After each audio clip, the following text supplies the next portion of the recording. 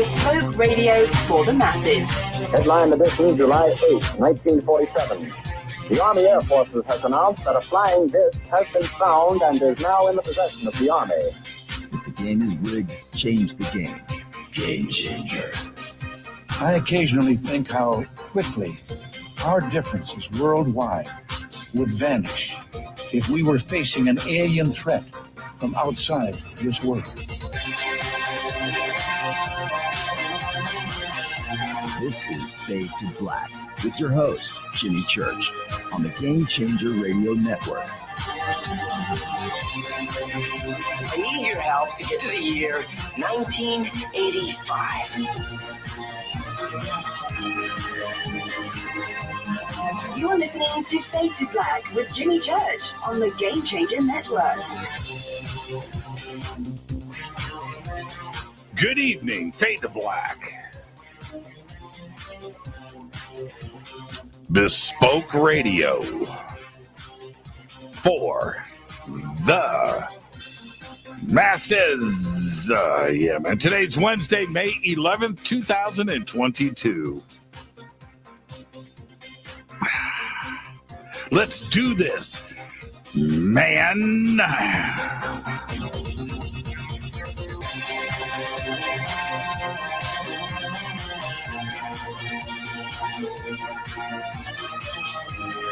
For KJCR, the Game Changer, and UNX Networks, Race Hobbs, I am your host, Jimmy Church. What is cracking, everybody? How you doing? How you doing? Yeah, man. Tonight, we welcome very special guest, Duke Sullivan, right here of World Bigfoot Radio. Oh, man. Haven't done a Bigfoot show in a while. Really looking forward to this. It's going to be a lot of fun tonight. And tomorrow night is another Fader night with open lines all night long. That's right. Open lines all night long. And it's so funny because this is where I go, you know, besides tonight, tomorrow night's my favorite night of the week. Besides tonight, because tonight's Bigfoot. It's Bigfoot, man. I should have a big feet right next to me. I wasn't even thinking. I'll have one staged after the break. Yeah, coming up is the X Conference. It is this Friday night, Friday the 13th, and Saturday the 14th, an online event. I want you to go to unxnetwork.com. I'll be speaking on Friday night, an amazing list of speakers and presenters. So go and check that out. And then coming up, I can't believe it, in a month, June 18th, I'll be hosting Disclosure Fest in downtown Los Angeles at the Los Angeles State Historic Park. And this is the biggest event for our community all year. It's the biggest. And it's huge, and it's one day. So come and hang out with us in downtown Los Angeles. And then coming up this October, I will be in Egypt with Billy Carson. Spaces, it's getting very limited now. Go to forbiddenknowledge.com for the full schedule and information on how to go and hang out with us and celebrate my birthday in Luxor. That's right. We are going to be on a Nile cruise in Luxor on my birthday. So come and hang out with us. All right. Links for everything is in the description box below over on our website. It's throughout social media. There you go. You can follow me on Twitter at JChurchRadio. Follow me on Instagram which is at Jimmy Church Radio. Follow me over there. Been paying more attention to it, but I am doing my guitar stuff over on Instagram. There may be some paranormal and supernatural and conspiracy stuff. Haven't quite figured out what I want to do with Instagram totally, but it's pretty cool. But I'm thinking, so Facebook, is one vibe. Twitter is another vibe. I had fun on Twitter today. And Instagram, I think I'm gonna just keep that guitars, man. Music and guitars. Yeah. And it's my sanctuary. My sanctuary. But you can follow me over there on Instagram at Jimmy Church Radio. Okay, the Sandbox is hashtag F2B on Twitter. It's live right in front of me. I can see Sean from NorCal, Bigfoot Night. I'm telling you. I'm so with you on that. Oh, he's got a bunch of, look at all these tweets already. Man, Sean's going crazy with the Bigfoot stuff. Third Stone. Come and hang out with all of us. That's a good Cassandra. That's classic. And these gifts are the best, man. Happy Wednesday from Stephen Owen. Is that what's her name? Is that Third Rock? What's her name? I almost had her name for a second. Her character on 30 Rock. 30 Rock? I can't even remember now. Oh, man. All right. Hashtag F2B is Fade to Black Questions right there on Twitter as well. I'm in a great mood. I did a video the other day of it's way over on the far wall there, the mini Strat. You guys are tired of hearing about the mini Strat. And I talked in the video about the other mini guitars that I have. And I've got 3 or 4, maybe 5, mini guitars. And but they all have the same. So today I got, man, I'm talking guitars. This is now my Instagram. I got locking tuners for all of them. And yeah, I'm all excited. Don't worry, I won't be making videos of the mini guitars. But I'm all excited. I'm just like excited. I don't play them because they don't play in tune. They just hang. They look good. They're unplayable. So there you go. Let's get to the breaking news. Crazy breaking news today. And big shout out to Renee. Renee, who handles the news here. But man, today, Renee, you earned your pay today. Yeah, you did. Check this out. New York City Mayor Eric Adams says Gracie Mansion is haunted. Adams said at the Yes Network press booth during last night's game at Yankee Stadium, it was crazy. He said things like, I'm quoting here. He said, I don't care what anyone says. There are ghosts in there, man. Yeah. He went on to say, there's stuff moving around all the time. And they are creeping around. I hear footsteps.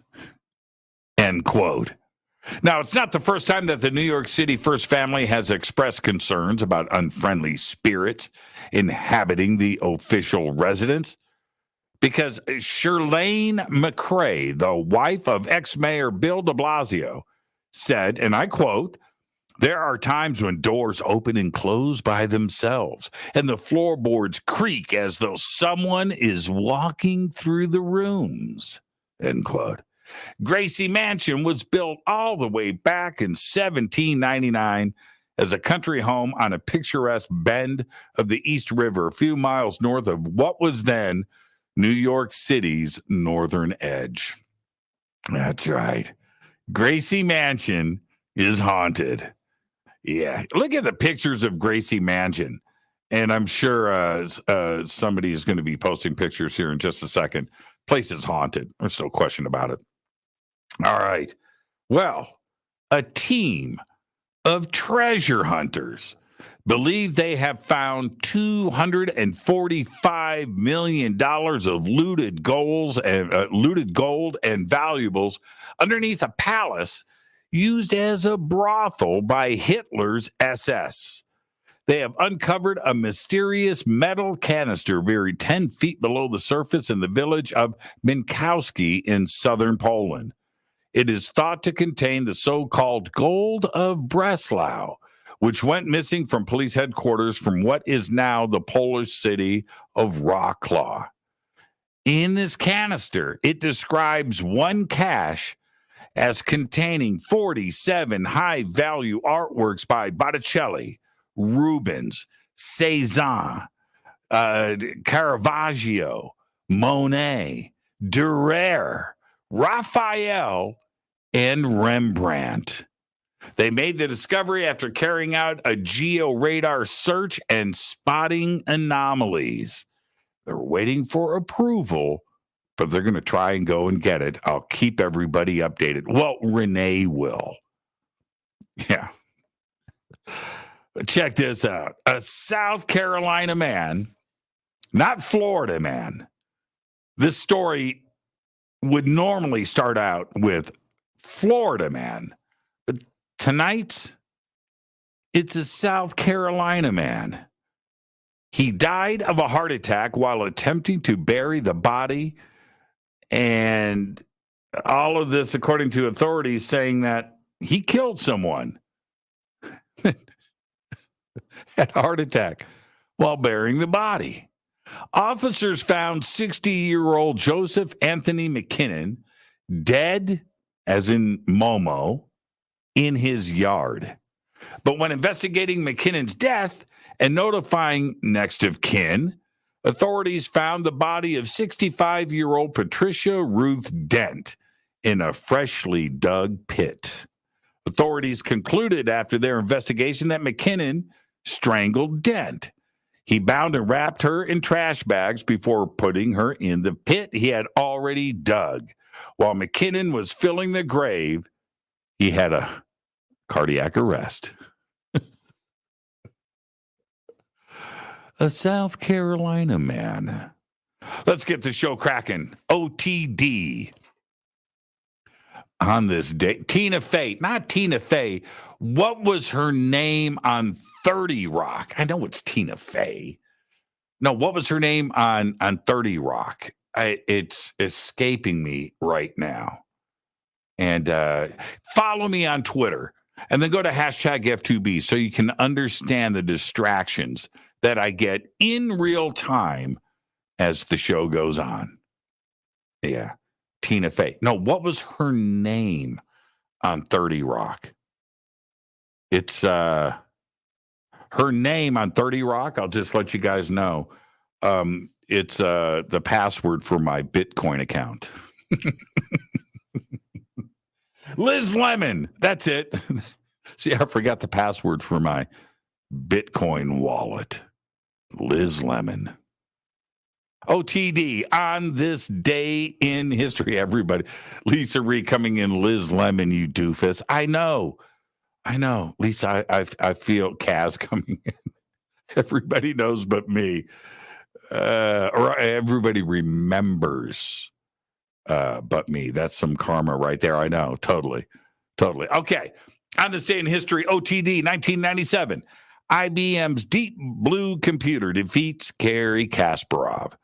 This was the 6th and final game of their match, which Kasparov lost 2-1 with 3 draws. That was a big day in history right there. Fader fact. I got a good fader fact tonight, and it's an unbelievable fader fact, but it's a good one. Tasmania. That's all I got to say. Tasmania. Tasmania has become the first part of the world to become carbon negative, thanks to a significant reduction in native forest logging since 2011. That's incredible. Whatever happened to the hole in the ozone? Remember that? Remember all the drawings and the pictures and the theories and the hole in the ozone, and you couldn't use Aquanet anymore? No more spray underarm deodorant. Remember that, right guard? Remember that? All sprays had to go. right? You remember that? The hole in the ozone. It was the end of the world. Whatever happened? Did it fix itself? It's crazy. I'm just saying. I'm good for Tasmania. What happened to the hole in the ozone? The things that I think about. Oops, not a fate or fact. I'm ahead. Oh, there you go. Yeah, nice, tasty. All right. Tonight, Duke Sullivan is here of World Bigfoot Radio. It's going to be all Bigfoot all night long tonight, and tomorrow's another fader night with open lines all night long. Now it's time for me. I've been hitting the. I did pour over tonight. Did I do that last night? No, last night was French press. What is it about pour over? Man, right? Oof. That's good stuff. Rivermoon Coffee, rivermoonwellness.com.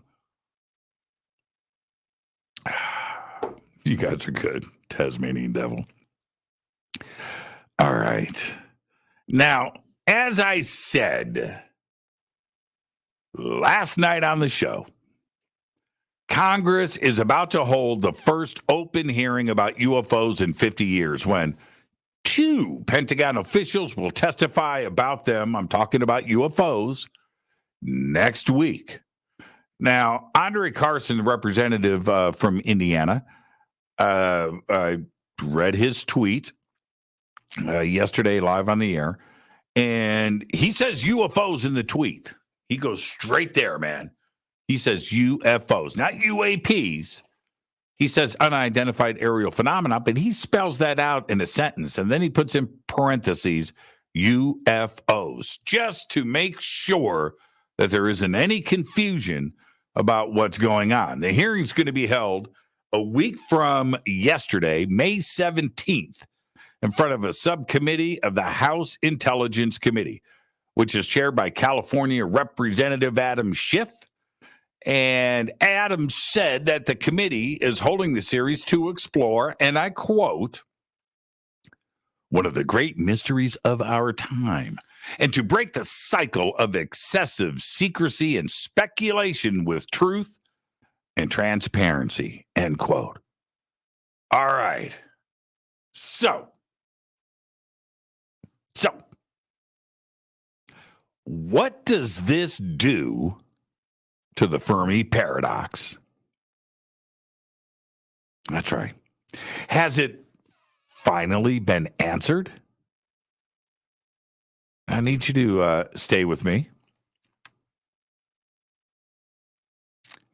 There are hundreds of ways to try and answer the Fermi paradox. Too much to go into here, but we do have 4 or 5 fundamental ways to look at it. 1, aliens were here in the distant past, but are not here now. That's number 1. Number 2, aliens have always been around, and maybe they are visiting Earth. It's number 2. Number 3, and probably the most popular view, is aliens are here right now and are being seen in the skies every single day. Then there's 4. There is alien life out there. It's just too far away, and they have not visited Earth, and they haven't sent us any radio signals. No contact. Or 5. There is no alien life out there. We are all there is. Okay? Now, all of the subcategories, we could go in and we can explore and we can do all of them more. I'm going to discuss this with you right now because numbers 4 and 5 are still promoted by some, right? That there is alien life out there. There must be, but it's just too far away. Or there is no alien life out there, right? And some of these people are very smart. They are. Now, I feel that there is a chance that after the hearing this Tuesday, we may be able to remove 4 and 5 from the equation. If things go the way that they could, and that is if there is some sort of conversation that what is going on is not terrestrial and is coming from somewhere else besides our planet, that conversation, and it is a real possibility, by the way, those skeptics, those intellectuals, and those naysayers will have a difficult time arguing their positions moving forward. Because it's always been easy for them to say things like, you're hallucinating, right? It's some psychosis. You're lying. It's a hoax, or it's a fantasy, and poking fun and making fun of the UFO community. You know what I'm saying? Tinfoil hats. I think those days are clearly over. I really do. Now, I know that the hearing will be focused on the now. Modern recent events. And I understand that, and I know why, but if the door gets swung open next week, and it very well might, then we will definitely start to have public conversations about other events like Roswell, right? Rendlesham, and Travis Walton, too. Think about this. There's an excellent book by Stephen Webb, and it's called If the Universe is Teeming with Aliens, Where is Everybody? 75 Solutions to the Fermi Paradox and the Problem of Extraterrestrial Life. It's an excellent book. It's that thick. It's an excellent book. I have the second edition that was published back in 2015. It's such a great read, and I use it as a reference book. It's got great pics, illustrations, charts, graphs, and it's this thick. It's really thick. But now it's 7 years old, and some of it is totally outdated. So much has been learned over the last 7 years, and like I said, numbers 4 and 5 that I mentioned a few minutes ago are probably are just not realistic anymore, right? They may need to be removed from the Fermi paradox discussion. And 4 and 5 make up half of the book. And here's the crazy part. The Fermi paradox is one of the most favorite things for physicists to discuss and or debate. It really is. These conversations, about the paradox, they can just drone on for hours. But what will Neil deGrasse Tyson talk about if the Fermi paradox is no longer a paradox? Will we see a total about face from those like deGrasse? Crazier things have happened for sure, but the day that Neil has to discuss aliens visiting our planet just seems too good to be true. Right? Can you imagine that season of Cosmos? Seriously. It's like, holy crap, right? This is the turning point that the hearing next Tuesday may bring us. It may not be POTUS on live TV breaking into your normal programming, to speak to the nation about ET, but maybe that's the way it has to happen. Not so direct. I mean, not at first. I think that we all know that things have been leading up to something. And I also know that some of my friends are in Washington this week. And this trip has been on the books for a while now. I haven't talked about it. It's private stuff, but I've known about it.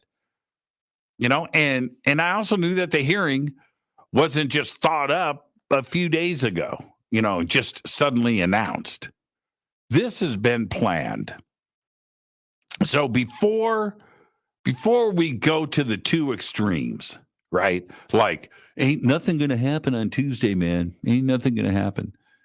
All the way to disclosure, dude, it's going down on Tuesday. Well, before we go there, let's just enjoy the moment and see what goes down. One thing is for sure. There will be a third edition of If the Universe is Teeming with Aliens. Where is everybody? Updated by Stephen Webb. Stephen Webb, by the way, smart dude, man. Smart dude, physicist. Is my age. He's living through this, man. And this is the second edition of the book. It's a great book, popular book, published in 2015. And he's quite aware of what is going on right now. So, yeah, there's going to be a third edition, updated by Stephen Webb, with a new foreword by Neil deGrasse Tyson. That's right. I'm Jimmy Church. This is Fade to Black. Tuesday's a big day. I'm excited. I am. Let's just ride this out. Let's enjoy it. Let's appreciate what's about to go down. And it's going to be broadcast live. I will be giving you the links on where you can see it stream. And let's count the days down. It's Wednesday. Tomorrow's Thursday. Then we got the weekend. Tuesday's going to be here so quick. It's a big day, man. It's a big day. I'm your host, Jimmy Church. I'll be right back after this short break with our guest. That's right. Duke Sullivan is here of World Bigfoot Radio. Tomorrow night's another Fader night with open lines all night long. I'm your host, Jimmy Church, on the Game Changer and UNX networks. We'll be right back after this short break. Stay with us.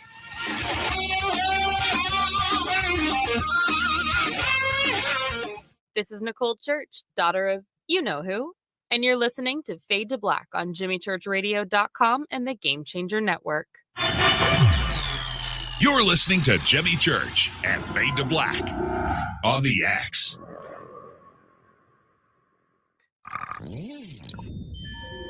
You're listening to Jimmy Church, Fade to Black.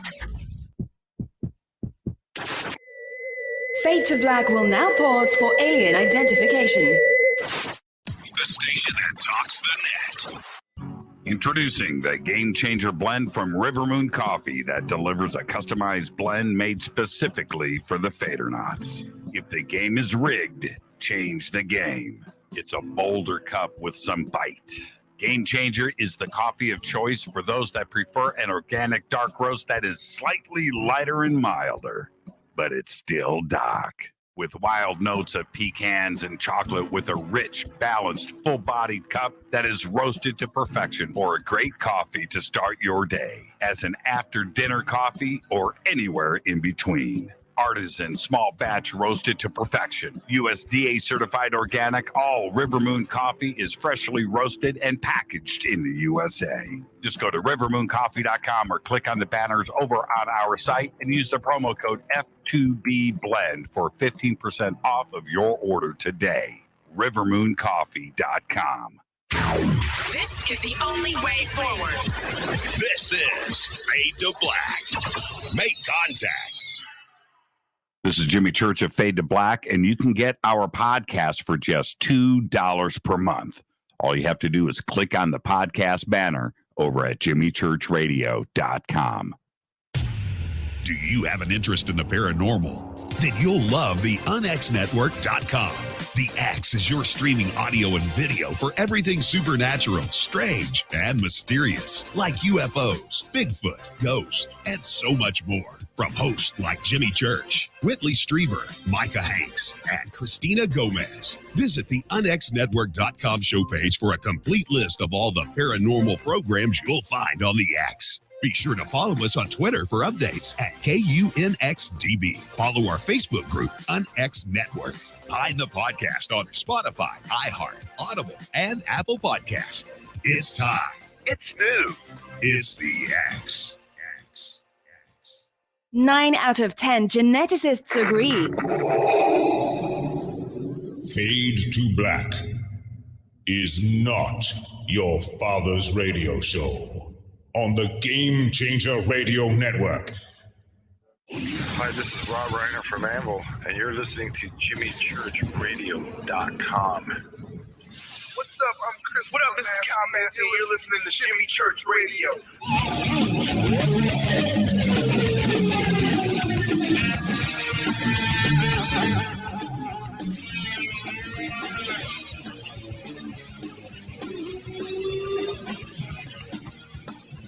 Welcome back, Fade to Black. I am your host, Jimmy Church. It's going to be a great night on the show because Duke Sullivan of World Bigfoot Radio is back with us. Tonight, we're going to be doing a deep dive into Bigfoot research and all of the latest news. He's a Bigfoot researcher from Montana. He saw his first Bigfoot in 1972 when he was just 10 years old. He's been researching Bigfoot for well over 40 years and has had multiple sightings. He's also an extremely well-versed and self-described conspiracy theorist and has collaborated with Wes Germer from Sasquatch Chronicles on programs such as Duke's Conspiracy Corner and the Renegade podcast, which, as well as being frequent guest on the Sasquatch Chronicles and also Strange Familiars and the Bigfoot Outlaws. And now, well, I'll let Duke tell you all about it. I've got his YouTube channel links up over at jimmychurchradio.com. But there is, as I bring in Duke and I say, welcome back, Duke. It's good to see you, my friend. Awesome to be back with you, Jimmy. Been looking forward to spending some time with you again and your amazing audience. And recently you did a show with one of my fave YouTubers, Isaac Arthur. Oh, he's and the as soon as I saw it was on, I'm like, I missed the beginning of it. And I jumped right in chat and went, everybody sub Isaac Arthur. Have you had John Michael Gaudier on yet? I talked to John a few times, and I've got to circle back. It's been a couple of years since I talked to him. He's amazing, though. Yeah, and that stuff that he's done with Isaac, I mean, just man. You know, he's really good, and he's very smart, and I like his. He's got an open mind, but his theories are deep, man. Deep. They just make me think. I'm surprised that you brought up those two. I haven't thought about those shows that they've done together in a while, but I used to listen to them over and over and over again. They're just absolutely incredible. But I do. So you're hanging out with Dave Scott over on Spaced Out Radio. Yeah, I'm trying to provide him needed assistance on finding himself a new Sasquatch research area presently. The one he was in previously, they had like a gifting site, and you know, things did get moved around and stuff there in a very peculiar, not moved by animals sort of way, but they didn't have too much activity there. And then last fall it burned down. They had forest fires within like 7 kilometers of town, burned down everything. So now let me stop you right there. Tell everybody what a gifting site is.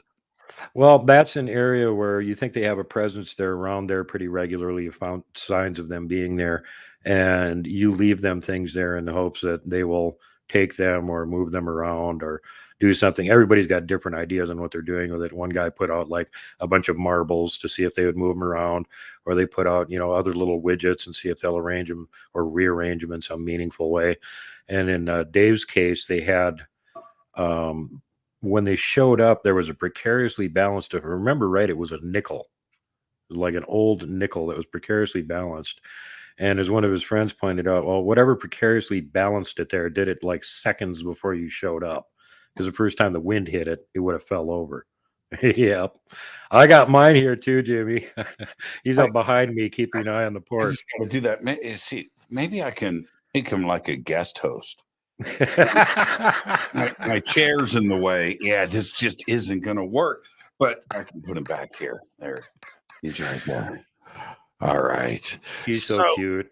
So anyway, yeah, they had lost their gifting or interaction area, which hadn't been too hot anyway. It might have been an area they traveled through occasionally, but that burned down.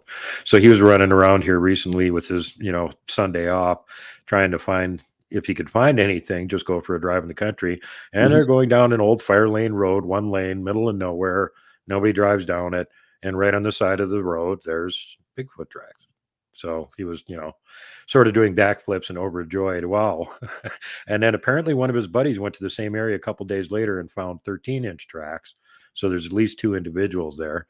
And being that this is an area with lots of cover, water, and animals for them to eat, it's probably a good place to start looking. So Dave's pretty excited, and I'm excited for him too. The tracks he found were about 10 inches long. So this is a very young juvenile, 2-3 years old at most. Did I ever show you my images of Bigfoot tracks? Oh yeah, you talked about that and showed that when you were on my show last time. I haven't shown these in a while. Yeah, let me see here. Hold on for a second. Let me see if I can just pull this up. Let me see here. If I go here, and then I go here, and then I go here, and then I click on here. There we go. There we go. Okay, so as you can see, I'm pointing at, this is the first footprint, and this is before we found the rest of them. These are the 4 kids that's Fader 1, it's Fader 2, that's Phoenix, this is Jax. He's wearing a faded black shirt. How cool is that? But anyway, there it is. Now let me go. Let's see here. Yeah. So you can see the track here. See the footprint. That's the big toe, right? That's the heel. Look at that thing, man. Is that crazy? And it's like that big. Mm-hmm. And you tell by the compression of the ground that the subject that left that track was quite heavy. look at it. It's so from the here, divot. Yeah, from here to here. It's just I mean, for me, here's another footprint. This is a second one. Look at the toe is like right here, and then that's the heel. And you can see, so a dollar bill, so it's, I don't know, it's probably, 18, 20 inches. It's good size. Yeah. And it was deep in the ground. Let's see if I have, look at these kids, man. They could not believe it. They could not believe it. I was sitting there. I think I told you the story. Yeah. I was sitting there by myself, and Phoenix comes up to me and he goes, "Hey, Jimmy, you want to see a big footprint?" And I'm like, yeah, no. And he goes, "No, man, it's really cool. It's like this big." I was like, "Man, how far do I have to walk?" And he points, right, and he's like, "It's right there." And I look over, and there's the 3. There's Fader 1, Fader 2, and Jax. And it's about 100 yards away, but they're all looking at me, right? I was like, all right, man, I'm going to go see the Bigfoot track, whatever. And it's kids out there just goofing around, having a good time. And so you're going to just, I was a kid once, right? Okay. Mm-hmm. So I wasn't buying into it. I walked up and looked down and went, what? I mean, I couldn't believe it. I stuck my finger. It was like this deep. Uh-huh. Yeah. Yeah. And I'm standing there. I'm not a small guy. I'm 6 foot, 200 pounds, 205, whatever. And out of shape 205 too as well. So I make dents in the ground. Not here. It was weird, man. It was weird. Whatever it was like you were saying, was big. So the reason why I'm bringing this up is you just mentioned they found prints. How common is that? I mean, to find Bigfoot prints. I mean, I still can't believe what I saw. How common is it? It's one thing to have a sighting, but to find actual prints. Well, most people aren't looking for them. Keep in mind. And even if you are looking for them, you need to be in an area where there's Bigfoot making footprints. And they're really good at hiding their footprints. So it's not that common. A lot of people that find them, it's generally because there's been some sort of activity around their house. And then they go out and check the area where the activity was happening. They find tracks there. Dave was doing one of the classic things that researchers do when they're checking out a new area. Just drive all of the back roads that nobody goes on, slowly looking along both sides to see if you can find tracks or structures. And, he just hit pay dirt. And in those cases, that's still rare. You'll find them crossing the road. Like they'll be going across the road and they'll step into some soft substrate in the ditch and they'll leave a footprint there. But that's about all you usually find. It's really rare that they're actually on the road or walking along the edge of the road. They avoid that because they know what tracks are and they don't want us to find them. So it makes sense because this is one that only had about a 10-inch long footprint at most. So it was a little bitty one that didn't know any better. And there wasn't any adult tracks or anything on there. They probably had more sense and were walking along paralleling the road in the woods, which is generally what they do. If you're out on some trail in the woods or something that hikers use all the time and stuff, again, you probably won't find Bigfoot tracks where they're walking down the trail. They'll stay 40, 50, 60 feet off of it and parallel it because they don't want to leave their tracks for us to find. Too easy. Now, what's the best thing to gift?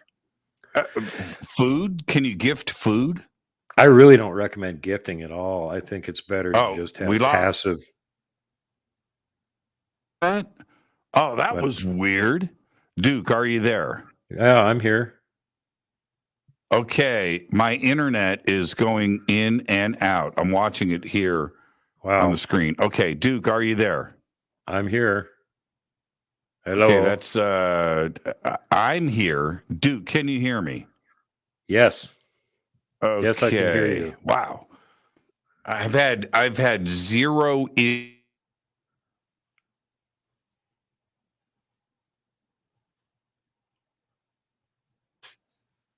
and this is bizarre. Okay. I see Jimmy going in and out. What the hell's going on? Yep, something weird is interfering. Can you guys hear me? Somebody in chat say something. Yeah, I see Jimmy's videos freezing up. Pedal faster, Jimmy. Scratch, that's not nice. Something is interfering. Well, hopefully Jimmy can come back. Otherwise, I can finish answering the question. One thing I'd like to point out, even if you find tracks that are like human size or smaller and they're barefoot tracks, one of the ways that you can tell if they might potentially be Sasquatch track is just the depth of the imprint. Me and Mike found little 10-inch tracks and we had our feet right next to them. And we weren't leaving any impression on the ground. And I weigh 230 and Michael weighs about 275. And he was barely leaving a dent on the ground. And this little 10-inch long track from this little bitty Sasquatch was somehow about inch and a half, 2 inches into the ground. So that was really, it gives you an indication that even if they got a foot around the same size that we do, how much massive weight that foot is carrying. And Robin McRae brought that up the other night too, that they tend to suffer a lot of foot damage and injuries as they get older because their body, is trying to carry that massive amount of weight. And people routinely underestimate how heavy these things are. They see, a Sasquatch is 8-10 feet tall, and they go, well, must have been 500 pounds. Andre the Giant was 7 feet tall, and he weighed between 500 and 600 pounds.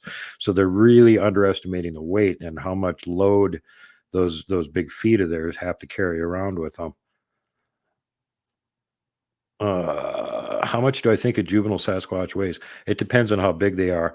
What I'm saying here is that one, like I've got a 12-inch long foot, and I weigh 240, and one with a 10-inch long foot left a crater in the ground 1.5 inches deep, and I could barely leave an impression on it. So I'm willing to bet it was at least double my weight. So it's got a 10-inch long foot, and it's already weighing, close to 300 pounds, if not more, because of their massive build. And that's one thing people always forget about. They're not built like the Jack Link's beef jerky Sasquatch or something. These things have, they're built pretty massively. When they're littler, not quite so much, of course, but when they get older and the adults get bigger and bigger, they fill out more, just like humans do. You get those gangly, scrawny-looking teenagers, and within 4 or 5 years, all of a sudden, they've put on a lot of weight and they've widened out a lot. And same thing with them. So they'll get more and more heavy, even if they're not getting appreciably taller at some point. So yes, they have incredibly heavy bone structure in order to support that massive weight. And even though the foot seems to be pretty well developed for it, it still does a lot of damage to their feet just to carry that load. And that was like the what was it? The Bosberg tracks, where one of them had a crippled foot, and they took casts of both the feet, and on the one foot you could see that it was clearly crippled at some point and bent and weird looking. And now Blaine Tyler from Northeast Ontario, Canada, who's got his own channel on YouTube, he also documented one that had a seriously mangled foot. The one foot was totally normal, and the other one was just really weird looking. Like two of the toes disappeared, got ripped off or something. So what do you want me to talk? Oh, the Nebraska Bigfoot Conference. Just got back from the Nebraska Bigfoot Conference, and it was quite the amazing cast of characters, including Robin McCrae, Christy Sci-Fi. We had Ron Moorhead there with the Sierra Sounds. I did a presentation there. It was a total blast. We're going to be back there again next year, and next year's theme is going to be the Legend of Boggy Creek, because they're retooling and re-releasing that video. And apparently Walmart's already snapped up like 1 million pre-orders or something. So it's going to be the big, reboot, re-release of The Legend of Boggy Creek. And the guy that played the Boggy Creek monster and wore the suit, Keith Crabtree, is going to be there. He was there this year, and I did an interview with him. It's coming up on my channel. See what else. And we got a couple actual people that do research currently in the area where the Legend of Boggy Creek was focused, which would be Folk Arkansas, Folk Monster. And somebody who's been a repeat guest on my show, William Lunsford, is going to be one of the presenters who's going to be there talking about what's currently going on in the area where the Folk Monster sightings and the Legend of Boggy Creek came out of. And his part-time research partner, Stephen Hill, is also going to be there, and he does a Sulphur River, which also gets, of course, big mention in the movie. So these two guys are actually doing, boots on the ground, butt in the field research on that area currently. So should be very, very interesting, especially for enthusiasts of the Legend of Boggy Creek and all the stuff that happened in that area. Where's Jimmy at? Did he take a break or something? Can anybody hear Jimmy or see any sign of him? Eric says, what's my take on Todd Standing? Todd Standing not on. Hey, a shout out to Eric. Eric was with me in the mountains here in Montana in September, along with the Falk Monster hunter, William Lunsford. They both spent a weekend at my research area with me. And Eric actually caught several of them on video. Some of the ones he caught on video I haven't even released yet. I still got to do the breakdown on them. So there's something to look forward to. Eric Adventure Man filmed more Sasquatch. He got one piece of video where he caught 5 of them in frame all at the same time. So that was pretty epic for somebody that hasn't really done much of anything in the way of Bigfoot research to get up there and be slinging that camera around all over the place and actually catching them on video is pretty cool.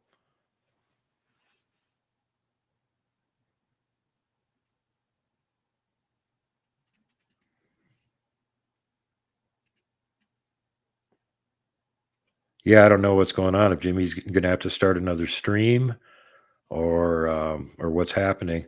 Can anybody check his YouTube and see if there's any other stream starting on there or anything? Jimmy lost internet? Uh-oh. I got my phone in the other room, so if he's trying to call me or something, I'm probably not hearing it. His internet crashed. Oh, my God. Uh-oh. Uh-oh. Well, I guess I'll just keep you entertained until Jimmy can make it back, if at all. So for right now, let's field questions from the chat room. Anybody got questions? I'll try and answer them.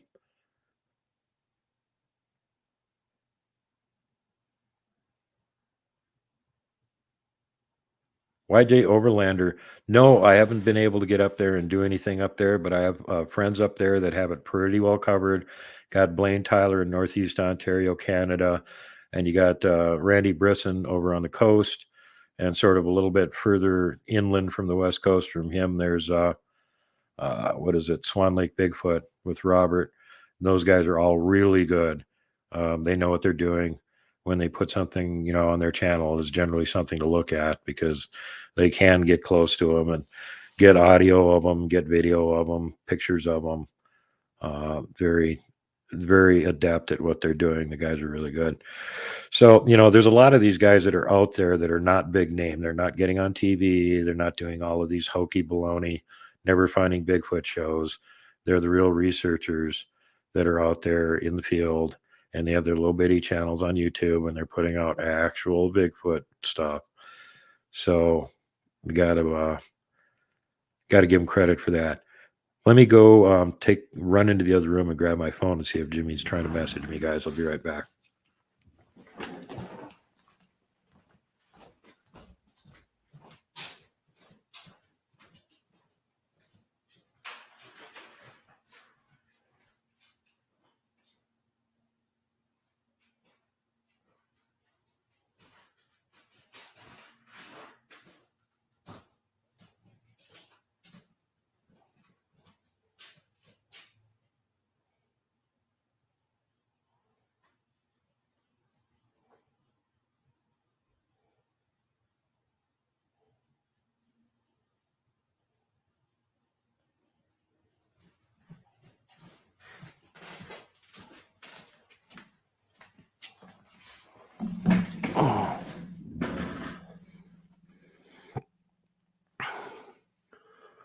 Okay, got my cell phone.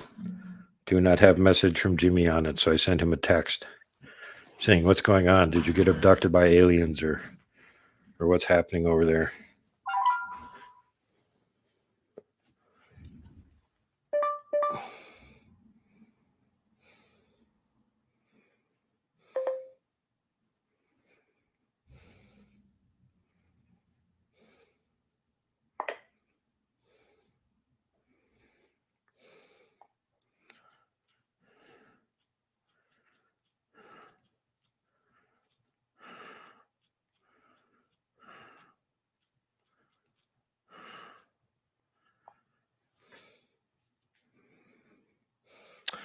Jimmy just texted me. He says he has total internet meltdown.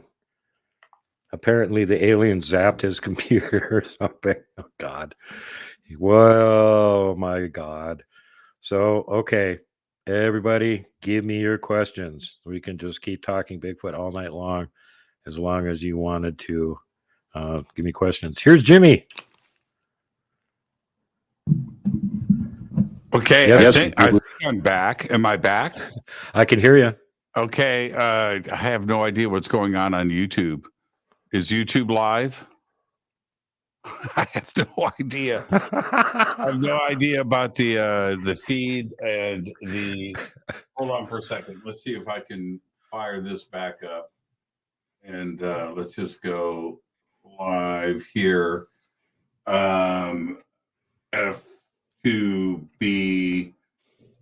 I'm just going to call this Duke Sullivan, and feed this back to the network and see if that picks up. Technical difficulties. Never a dull moment, ladies and gentlemen. It was bizarre, man. It was bizarre. Okay, so let me see here if we are.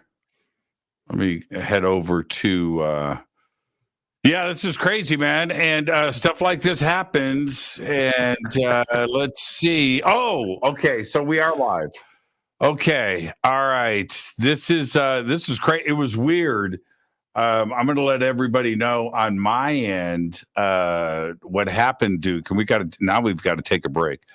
Things started to fizzle. Right, your screen dropped. I'm sure it had to go out live that way, and then everything went blank, and then boom. And I looked down, and I just looked, and I had lost the internet all the way around, and so that was it. On this end, you froze up, and then we could see the black square with the little white widget whirling, and then that disappeared. Yeah, that was crazy. See what Bigfoot does. See. Oh man, and okay. Okay, so now is everything up and running? We are good. Okay, I got the messages in. Okay, so we need to take a break. What were we talking about when everything crashed? Well, we were talking about footprints, and I covered a ton of ground on that. Well, you were unavailable, Jimmy, and fielded questions from the audience too. Oh, it was how common are footprints? Yep. Yeah. And then I asked you, and I was being serious about this. We've just got 60 seconds. I want to get back into my mindset. What's the best thing to gift? Can you gift food? You can, but it's not a good idea. It's like feeding a bear. They come to expect it. And, some of them have less patience than others do. And the other thing is something could happen to you. And then why isn't there food here? And then they get not only angry at you, but all other humans that could be living in the area because they're not getting fed. So it's better to not feed them at all. They don't need your help. If you brought them a whole refrigerator full every day, it wouldn't feed them. Yeah, so. Right. I was just thinking about human food. I mean, obviously they're out in the wild, right? And what do they think of Chef Boyardee ravioli or Captain Crunch? Oh, we got researchers that have been leaving them goodies in their gifting areas, of course, so we already know what they like. And they like Snickers bars, and they like Reese's Pieces, and they like honey buns. Those are 3 things that are guaranteed. Really good quality apples like Fuji's, pears, any kind of fruit. Bananas, they won't eat. They don't know what the heck that is. They don't know how to peel it. They try and eat it, and the peeling doesn't taste good. They throw it away. So Right. It's Snickers bars. Yeah. Believe it or not, Snickers, forget about Jack Link's beef jerky. Snickers should be sponsoring people with Sasquatch commercials, because I got a bunch of researchers that vouch absolutely they cannot resist the temptation of a Snickers bar. They'll go right into a camera trap knowing there's a camera trap there and try and figure out how to defeat it to get that damn Snicker bar because they want it so bad. Makes sense to me. I had to figure out how to open up those wrappers when I was a kid. Thank you, I Am Me. That took me by surprise. Thank you so much for that. That is very, very cool. 100 smackaroos. Only because Duke Sullivan is here of World Bigfoot Radio, carrying the show as everything crashed. Let's take our break right here. Thank you so much, Duke. You stay right there. This is Fade to Black. I am your host, Jimmy Church. Yeah, that was pretty nuts. Never had that happen before. Not like that. And the show kept going live when the computer system here crashed. Very interesting. But at least we're back up and we are live. It's Fade to Black. Our guest tonight, Duke Sullivan. I'll be right back. Stay with us.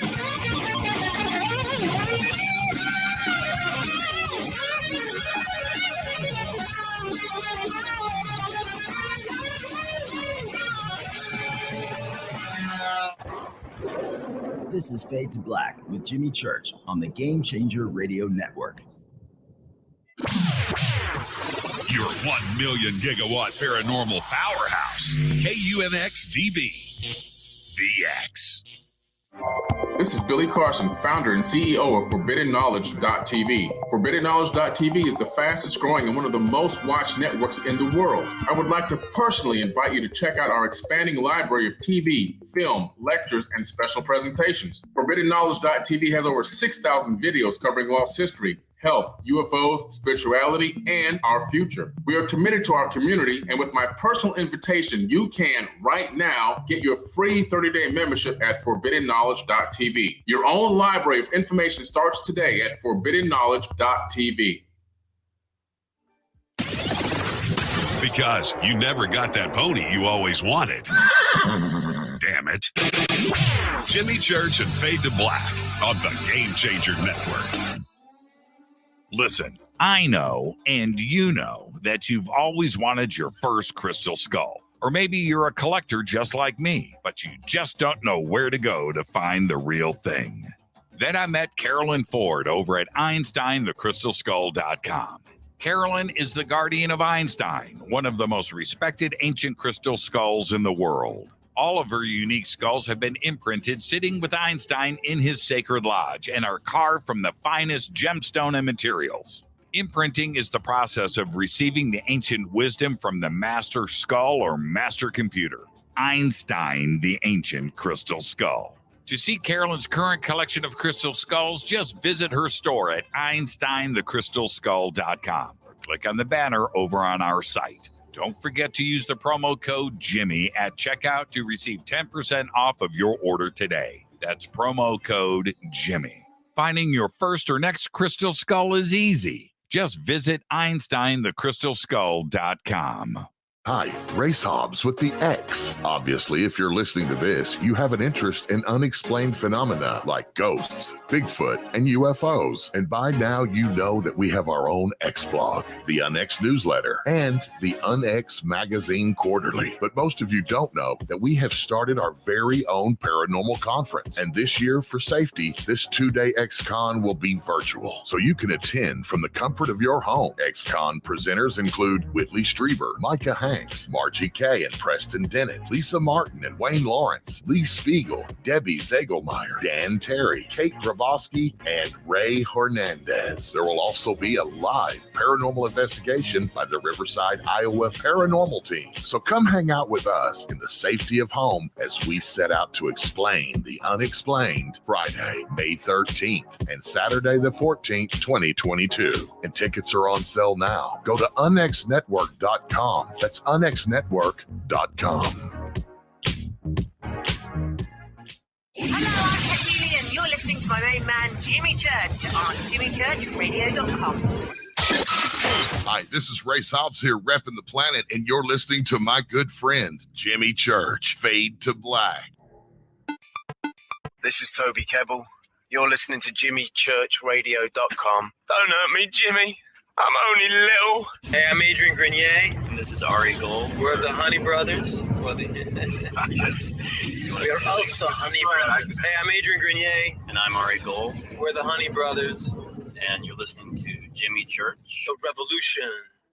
This is Jimmy Church of Fade to Black, and you can become an official Fadernaut by just going to our membership section at jimmychurchradio.com.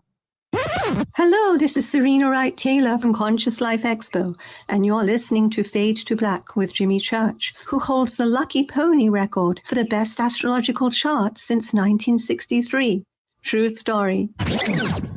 This is Micah Hanks of the Gralien Report, and you're listening to Jimmy Church on Fade to Black.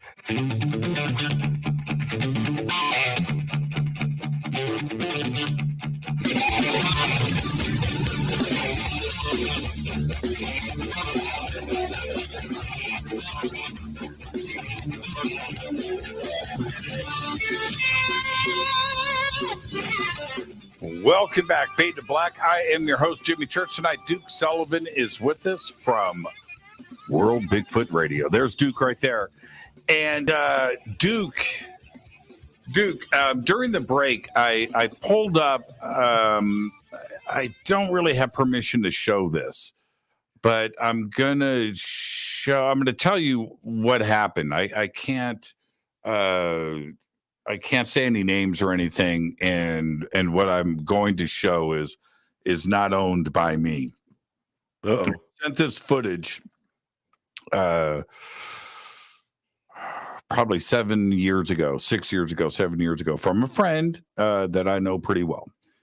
And the story behind it, and he's with his, I think it's his son and his daughter. All right, the three of them. And they are, I don't want to say specifically, but they're in Texas. Okay. And they come across a Bigfoot on this road. And it took off running in front of them. And they tried to run and catch the Bigfoot, and they shot this cell phone footage. And the footage itself is it's probably 20 minutes, 30 minutes long. And so I've got it up here on the screen. And I'm only going to show a couple of, I do not have permission to air this, and I don't want to get in any trouble. But here's the deal. I'm going to share the screen, and this is sideways. Okay. I have another version of it where I rotated it, but I just pulled this up during the break. Now, if you look right there, you see that little dot right there? That's Bigfoot in front of them. And they are hoofing it up the road. They're running, right? They're trying to catch back up to Bigfoot. And when they get as close, he runs across this water. And let me see if I can pause it. See this water right here? See where he is?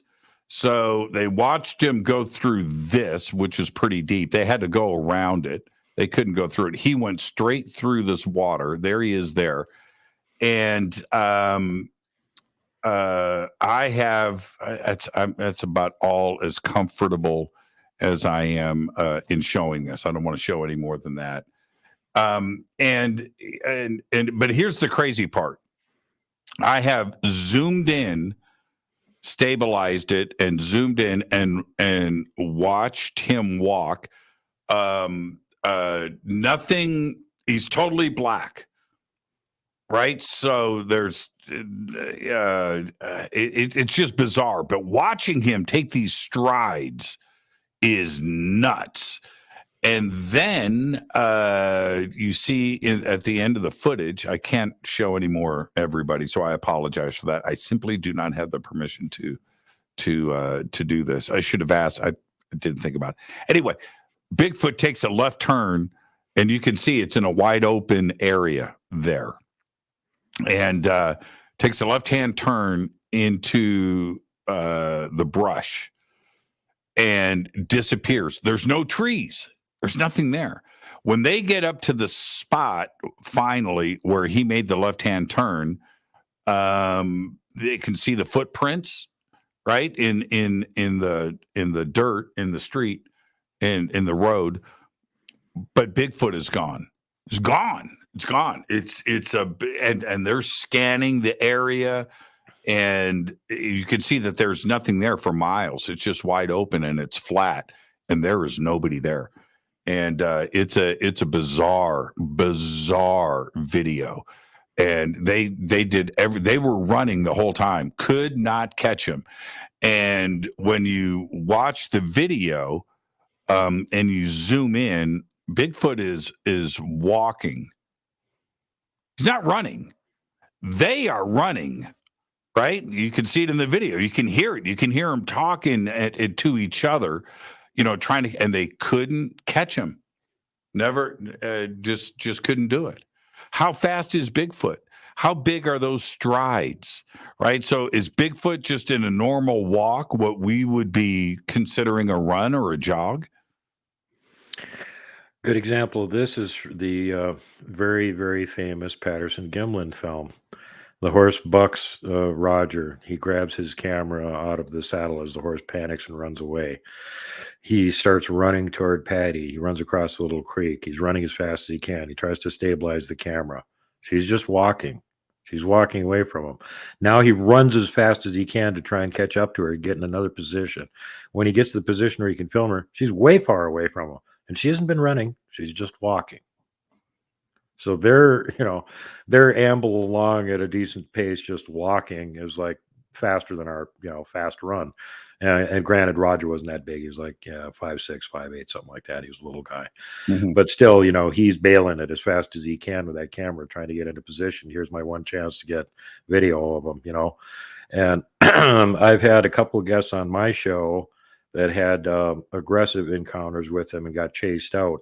And they both reported that in their vehicles going down the one-lane dirt road as fast as they could, And believe you me, they're going as fast as they could.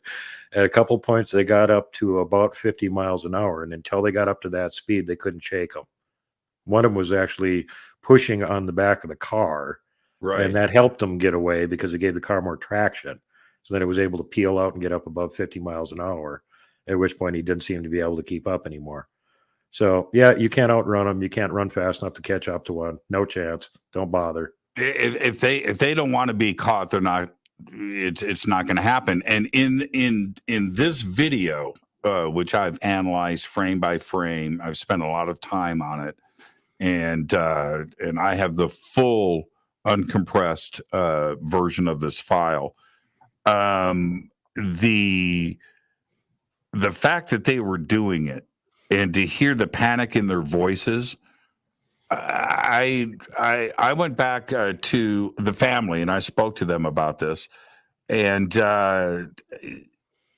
would you recommend doing what they did in this video, trying to catch in a wide open area like that? Is that a good idea to do if you've got something like that sighted? Well, if you're going to be kind of like halfway reckless and crazy and run toward a Bigfoot, that'd probably be the best place to do it, because you have no hope of catching them, and you're going to be clearly visible to them wherever you end up at the point where they lose you. So generally chasing them and or tracking them is not a good idea unless, you're in a hopeless, laughable position like that. And the Sasquatch knows it. He's like, oh, look how cute. They're running, trying to catch up to me. Ha, ha, ha. Yeah, right. It'd be like you trying to avoid a couple of 5-year-olds that were going to run and catch up to you, Jimmy. It wouldn't take very much effort to do it. This video is pretty incredible. And we always go back. You just brought up Patterson-Gimlin, and we always go back to that film. Is that still the best piece of footage that we have?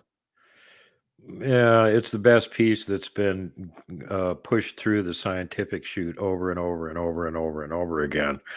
And it was interesting watching them about every 5 or 10 years. They do some new TV show where they had the latest scientists with the latest scientific techniques looking at it forensically. This piece of video has been more studied than the Zapruder film. Yeah, probably. It's ridiculous. No, it actually has been. I looked it up.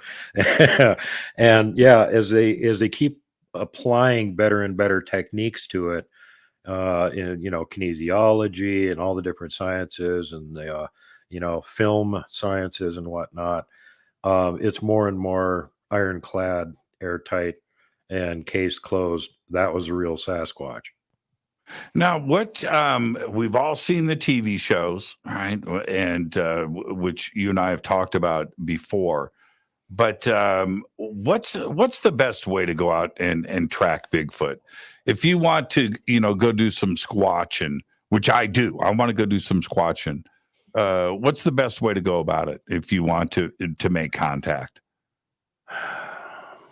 Yeah, of course, it depends on your motivation. If you're out there to gather evidence on them, then, good luck. For the most part, you won't see them unless they let you see them.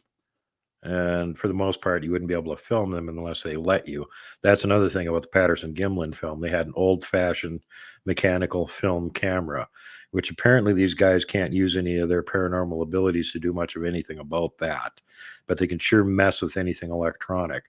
So if you're using some kind of a digital camera, electronic camera setup to try and catch them, occasionally you can do it, but most of the time it ain't going to happen. If they're aware that you're trying to film them or something, they'll just zap your camera. They'll fry the batteries. They'll, delete the whole file on your camera. We've seen all kinds of examples of them doing this, and not just me, but lots of other senior researchers from all over the world. They're willing to talk about what's really going on and not try and hide part of the evidence. We'll tell you flat out, yeah, this stuff has happened to me too. Bigfoot in Germany, Robert Boston, he's doing research over there in Germany, was sitting there filming something, and there was one up on the hill. You could see it in the video. He didn't notice it at the time, but you can hear it making vocalizations. And all of a sudden, the EM meter that he's got in his lapel pocket starts sizzling, and he pulls it out, and the battery's frying. Okay, that's a little peculiar. Nothing's happening to the camera, Right. Now, is this an excuse for not having anything, on a television show, or is it, you know what I mean? Because we never get the shot. Right? No, we get the shot a lot. People just aren't paying attention, and the TV shows aren't showing it because they're not interested in it. They're pushing an agenda. And the people that can get closest to them are the people that recognize that they are a kind of people. They're not big, dumb apes running around the woods, which is just one of the most ridiculous thesis that I've heard recently. At what point is there a big, dumb ape running around the woods that we haven't slapped in a zoo yet? If there was one, we would have had one there 150 years ago. So that's ridiculous. So you've only got two options here. Either there's some kind of a relic hominid, or the other option is that there's some kind of interdimensional, somewhat paranormal being that doesn't have to be around here all the time. So, it's discouraging that this kind of stuff keeps getting pushed out there when it's patently ridiculous. Either there's no Bigfoot, or Bigfoot isn't a big dumb ape running around the woods. Pretty much what you're left with. Right. And okay, so this awareness, is there a way to avoid it, or can they just sense us from miles away? You know what I mean? Is there a way? Yes, they can. And after they've, here's another thing that most of the senior researchers finally realize after they've been doing this for a while and they haven't been squished. While we're researching them, they're researching us. They can read your surface intentions. They know why you're out there. And after you've been out there a few times, it seems like they can attune to you to the point where they know you're coming. Sometimes days in advance. You've got the intention you're going to come out and visit them. They're right there when you show up. How the heck do they do that? Yeah, and so pulling up in a car, right, and making noise, that's bad enough. But they could probably smell you too. But there isn't any. So. Their sense of smell is extremely acute, and their sense of hearing is ridiculous. Right. So I pull up with my friends. I'm loud, right? You can hear me from across the valley, and I don't have a way to tone it down. Maybe some music is playing. We're cooking food, and all of that. They know we're there, so we're not going to head out into the woods and sneak up and see a Bigfoot, are we? Nope. No, and that's the way you want to play it too. You're just on a camping trip. You're out there to have fun, and your mood has a lot to do with it. If you are out there having fun and a good time, you're really enjoying being out there in the woods and camping and all that kind of stuff, that seems to play into it. If you're out there being stealthy and you've got all your camera traps you're setting up and you've got your audio traps, they know you're up to something. We've tried that garbage before. It doesn't work. We took a tiny, tiny audio recorder about like 3 inches long and put it inside of the mug holder on a camp chair, turned it on, and then Mike went in his tent, went to sleep. I went in my tent, went to sleep. So about an hour after we started it, you can hear footsteps, something walking up to it, and tap, tap, tap with its finger on top, and then footsteps walking away again. You're not fooling them at all. And after that, we just went, this is an act of bad will. We're playing tricks. We're trying to play tricks on them. They're not going to fall for it. And this is just ruining the rapport that we're developing with them, which is we want them to trust us and not try and be pulling stupid tricks on them like that. And we quit doing that. Well, a year and a half later, I started finding things left on the campsite, and nobody seems to ever camp on this campsite except for me and my team. Maybe they just don't let them. Right. But every time we would show up, and again, I started noticing that like as soon as we were there, they were already around there. You could hear them off in the woods and stuff on both sides of the camp making noise. And they would leave things there. One time they left this nice silver canteen there. And another time they left these really expensive Oakley sunglasses and really expensive motorcycle gloves laying there. And I went, well, why would somebody be camping here and just leave something like that randomly? And especially because there's no sign anyone was camping there. We could look at the fire pit and go, yeah, it's the same as when we left a month ago. Nobody's used the fire pit. You're not camping up here overnight without having a fire. It goes down to like 20 degrees. So nobody was up here overnight. Why would they show up just randomly during the day and leave an expensive item like that? And because we didn't take the first one when we came back the next month, it was gone. And we didn't take the second one, we came back the next month, it was gone. And then I finally get suspicious enough that I had one of my friends who's really expert at psychically communicating with them get in touch with the group that we're interacting with up there and ask them what was going on. And they said it was stuff they found in the woods and they thought it might be ours. So they left it there. Well, it wasn't ours. And by in the woods, do they mean somebody else's campsite? I'm not too sure about this because there's not a lot of people wandering around up there. But then the next thing they left us was a huge pile of quartz rocks. And they left them right next to where I pull up my vehicle on the passenger side, right by the front of it, parked the same place, same direction. Every time I'm up there, they like routine. It's predictable. And also to mention what you were just talking about, yes, I make a lot of noise when I'm coming up there. I have the same music blasting every time. When I get to my parking spot, I open the door and I go, "Hey, you guys," and I just leave the music blasting. Right. So if they want any more confirmation, it's me. It's me. So here's this big pile of quartz rocks. And again, I'm going like, who would pick this, like 3 or 4 coffee cans full of beautiful quartz rocks and just leave them lying there and not take them with them? If you're going to go to all the effort to find all of those, man, you'd think you'd want to take them with you. They're not that common. You have to walk 100 yards up the river to spot maybe one of them laying in the river. And they all had this weird kind of orange outside on them from whatever the ground strata had done to them over that however long they've been laying there. Mm-hmm. So again, I got curious and I contacted Robin and said, "Robin, what's going on with this?" And she said, "Those are gifts for you." Okay. So they started gifting us before we ever gave them anything.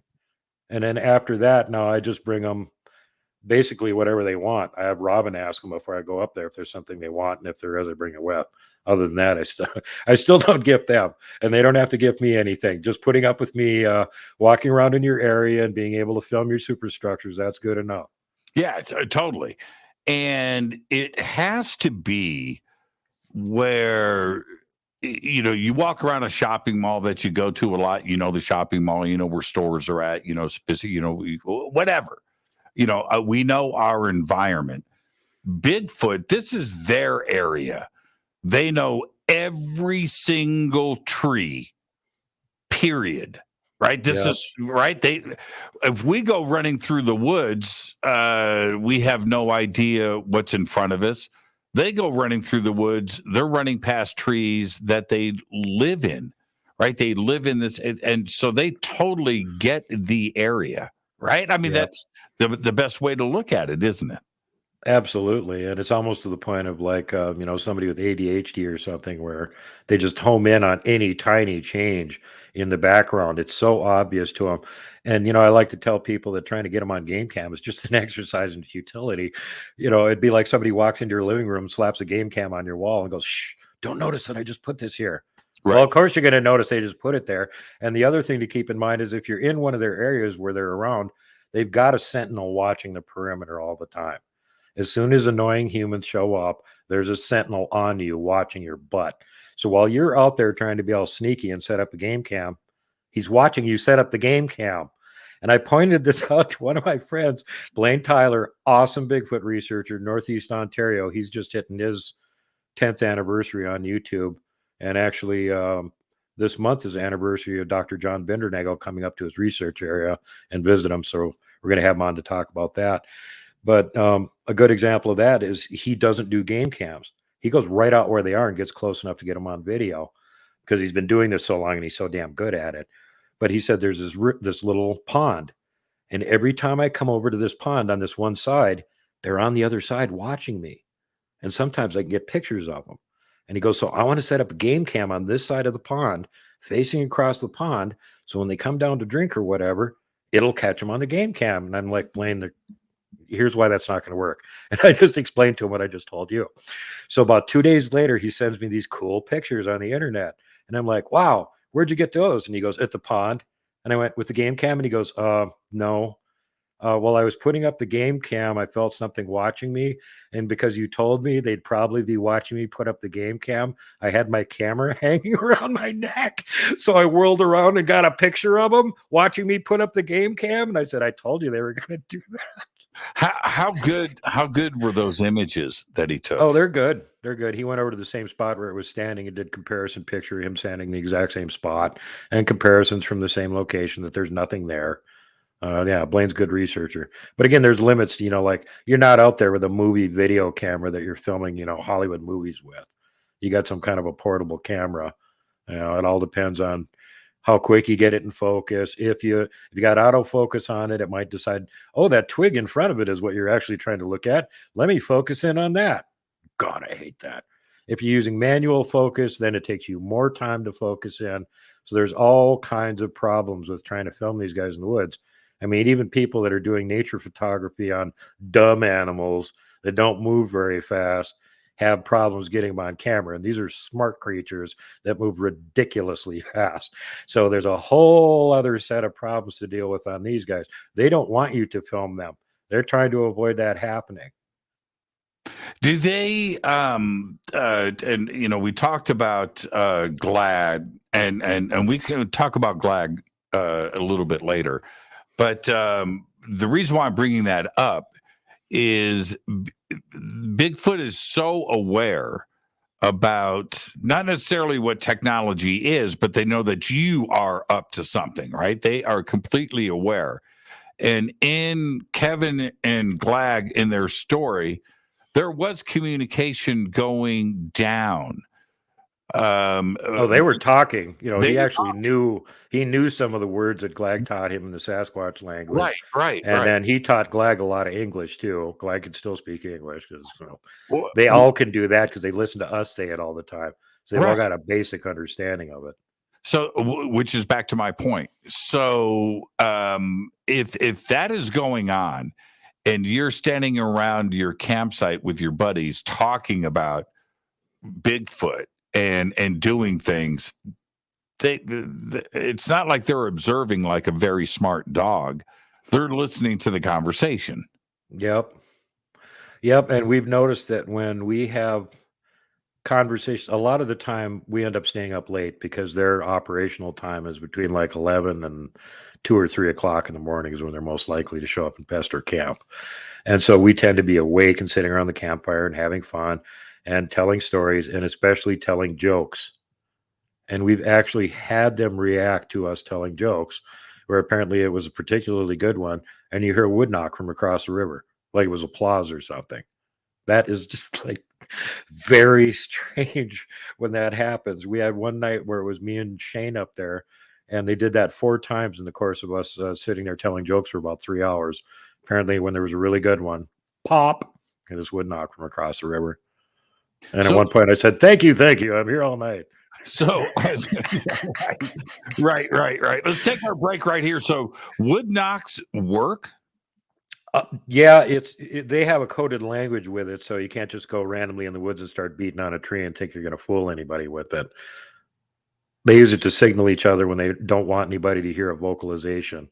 It's like humans might notice, hey, that's some kind of weird sound I haven't heard before. But if you just hear a kapop, you're like, oh, maybe that was a tree branch falling off or something. Now, what about, I've got to take a break, Duke. It's just I've got a million questions. I love Bigfoot shows. Duke Sullivan is with us. This is Fade to Black. I'm your Jimmy Church. We're going to take a quick break. More with Duke when we come back. Stay with us.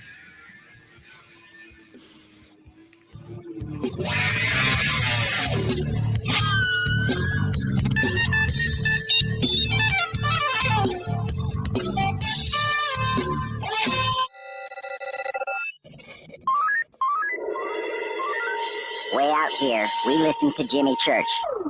You're listening to Fade to Black. You're listening to Jimmy Church and Fade to Black on the X. ¿Qué tal, mis amigos? Yo soy Mario Carson, el tiburón, y los invito para que escuchen a mi buen amigo Jimmy Church Radio. ¡Claro que sí!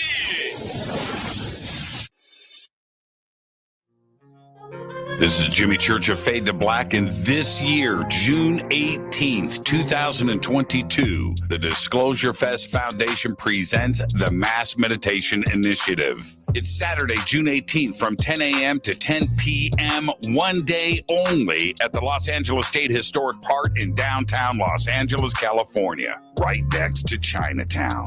I'm hosting the event again this year with music performances by Trevor Hall, The Desert Dwellers, Porangi, and many, many more on 4 separate stages. There's 16 stages in total, over 30 acres in downtown Los Angeles, with vendors and tents and presentations and workshops with Billy Carson, Adam Apollo, Lori Spagna, Laura Eisenhower, Brad Olson, David Palmer, and many, many more. It's all simple to do. Just go to disclosurefest.org for all of your tickets, information, and a full schedule of the day's events.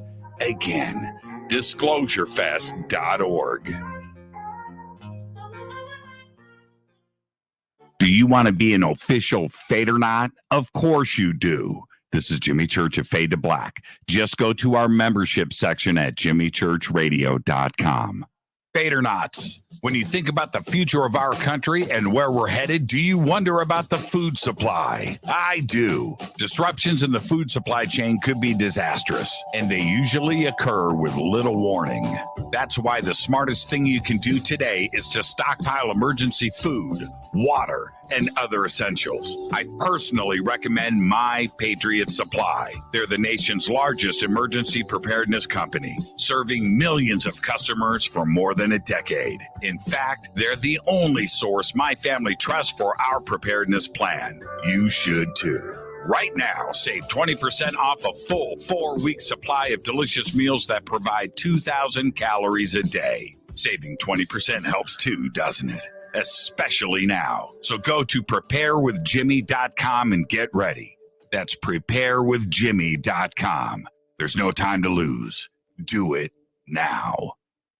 So, you love talk radio? Then you'll love TalkStreamLive.com. TalkStream Live is always on, 24/7, with the best streaming talk shows. Find your favorite talkers and discover some new ones. It's free, readily available online or on mobile with any smartphone or tablet. Finding your favorite talk shows all in one place has gotten a whole lot easier. Just go to TalkStreamLive.com. Be sure to download the free apps from Google Play or the iTunes App Store.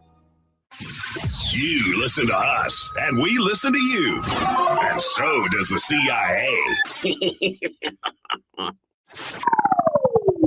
You are listening to Fade to Black with Jimmy Church on the Game Changer Network.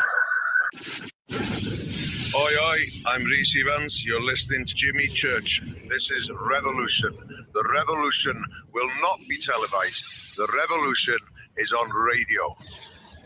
Ciao.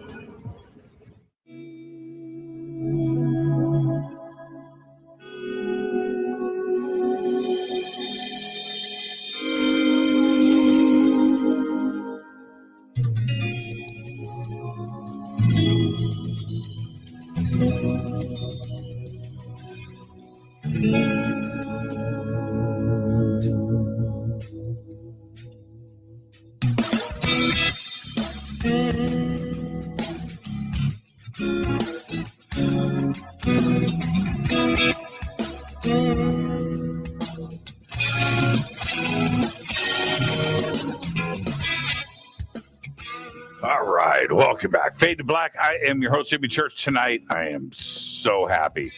Duke Sullivan is here from World Bigfoot Radio. And a couple of things, Duke, as we move forward.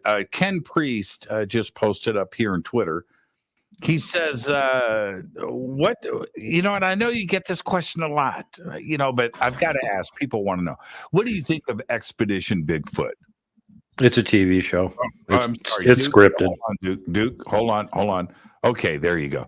What do you think of Expedition Bigfoot? Same thing I think of all the TV shows. They're scripted and they're running an agenda. Right. If they had the money shot, would they show it? Well, probably, assuming they would ever get anything. Now, right before the break, we were talking about languages, and I know that there are members of the audience right now that are like, language? Do you speak Bigfoot? Believe it or not, I know a few words, and they don't have one universal language. They're like native tribes. Each area has a different language that they used. And they don't need to verbally communicate with each other because they can mind speak with each other. So just because you know how to say hello, like in the Deep South, doesn't mean that the ones up north are going to speak the same language. But it's like if you said auf Wiedersehen or bonjour, you know they're saying hello. You just don't really speak that language. Sure. And help me understand if there must be families, maybe towns, more than one family of Bigfoot, big feet. I don't know how to say Bigfoot singular and plural. Okay. Together.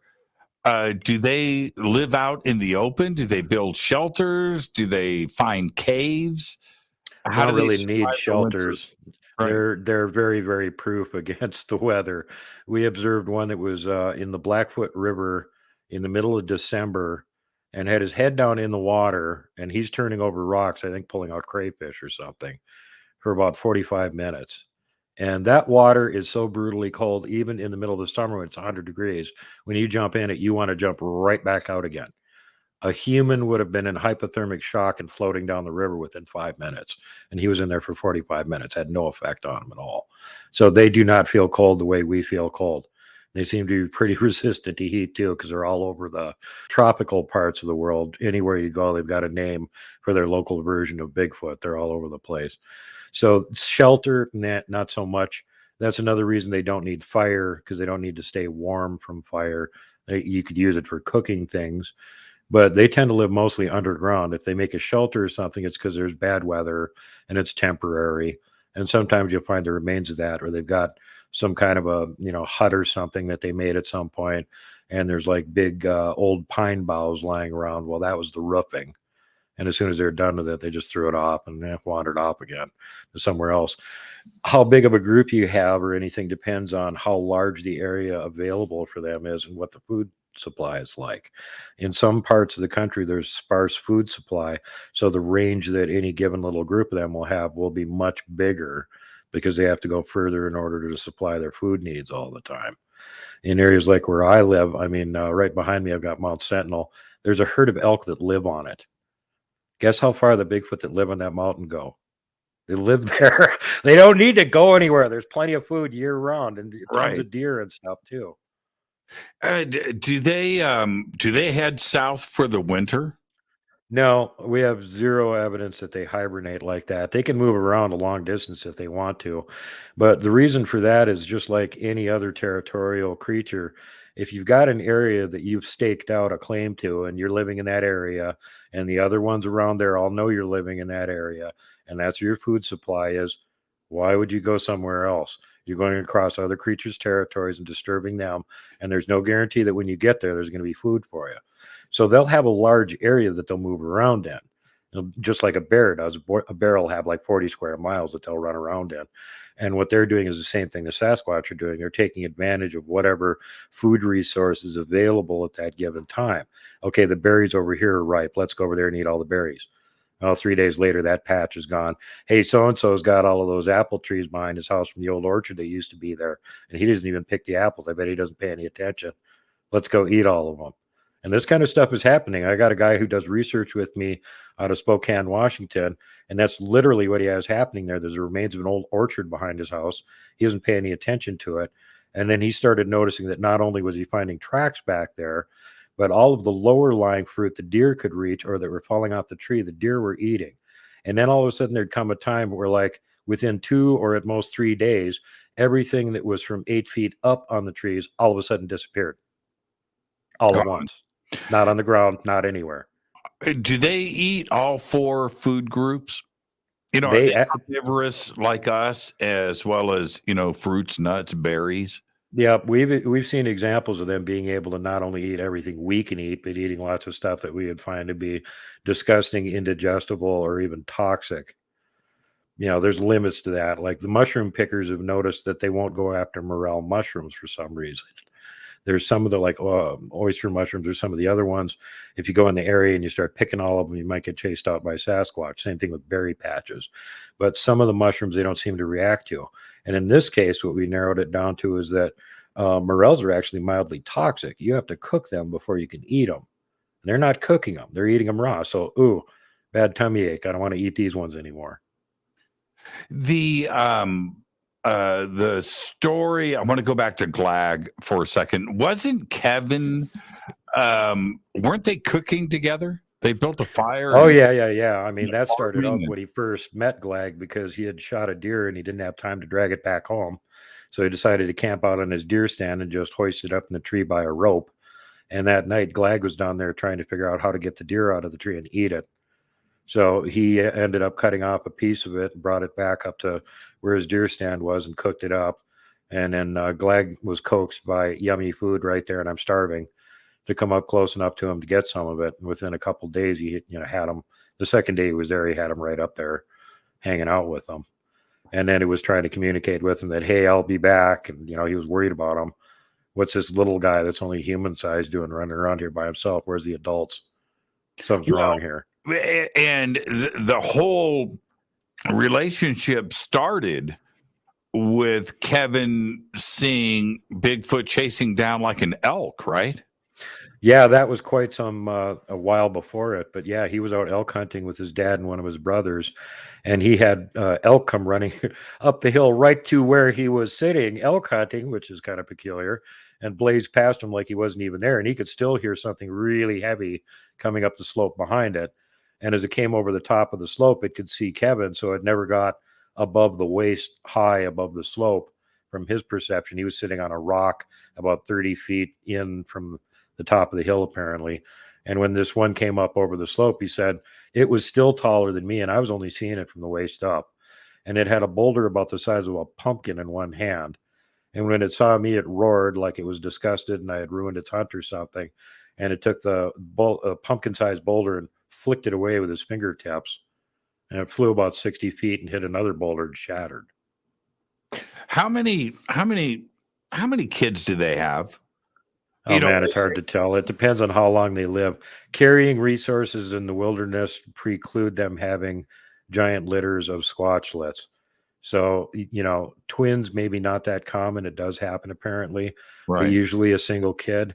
And again, they're smart enough to think tactically, like, we don't have quite enough food to have another kid right now, so we're not going to have one for a couple of years, that kind of thing.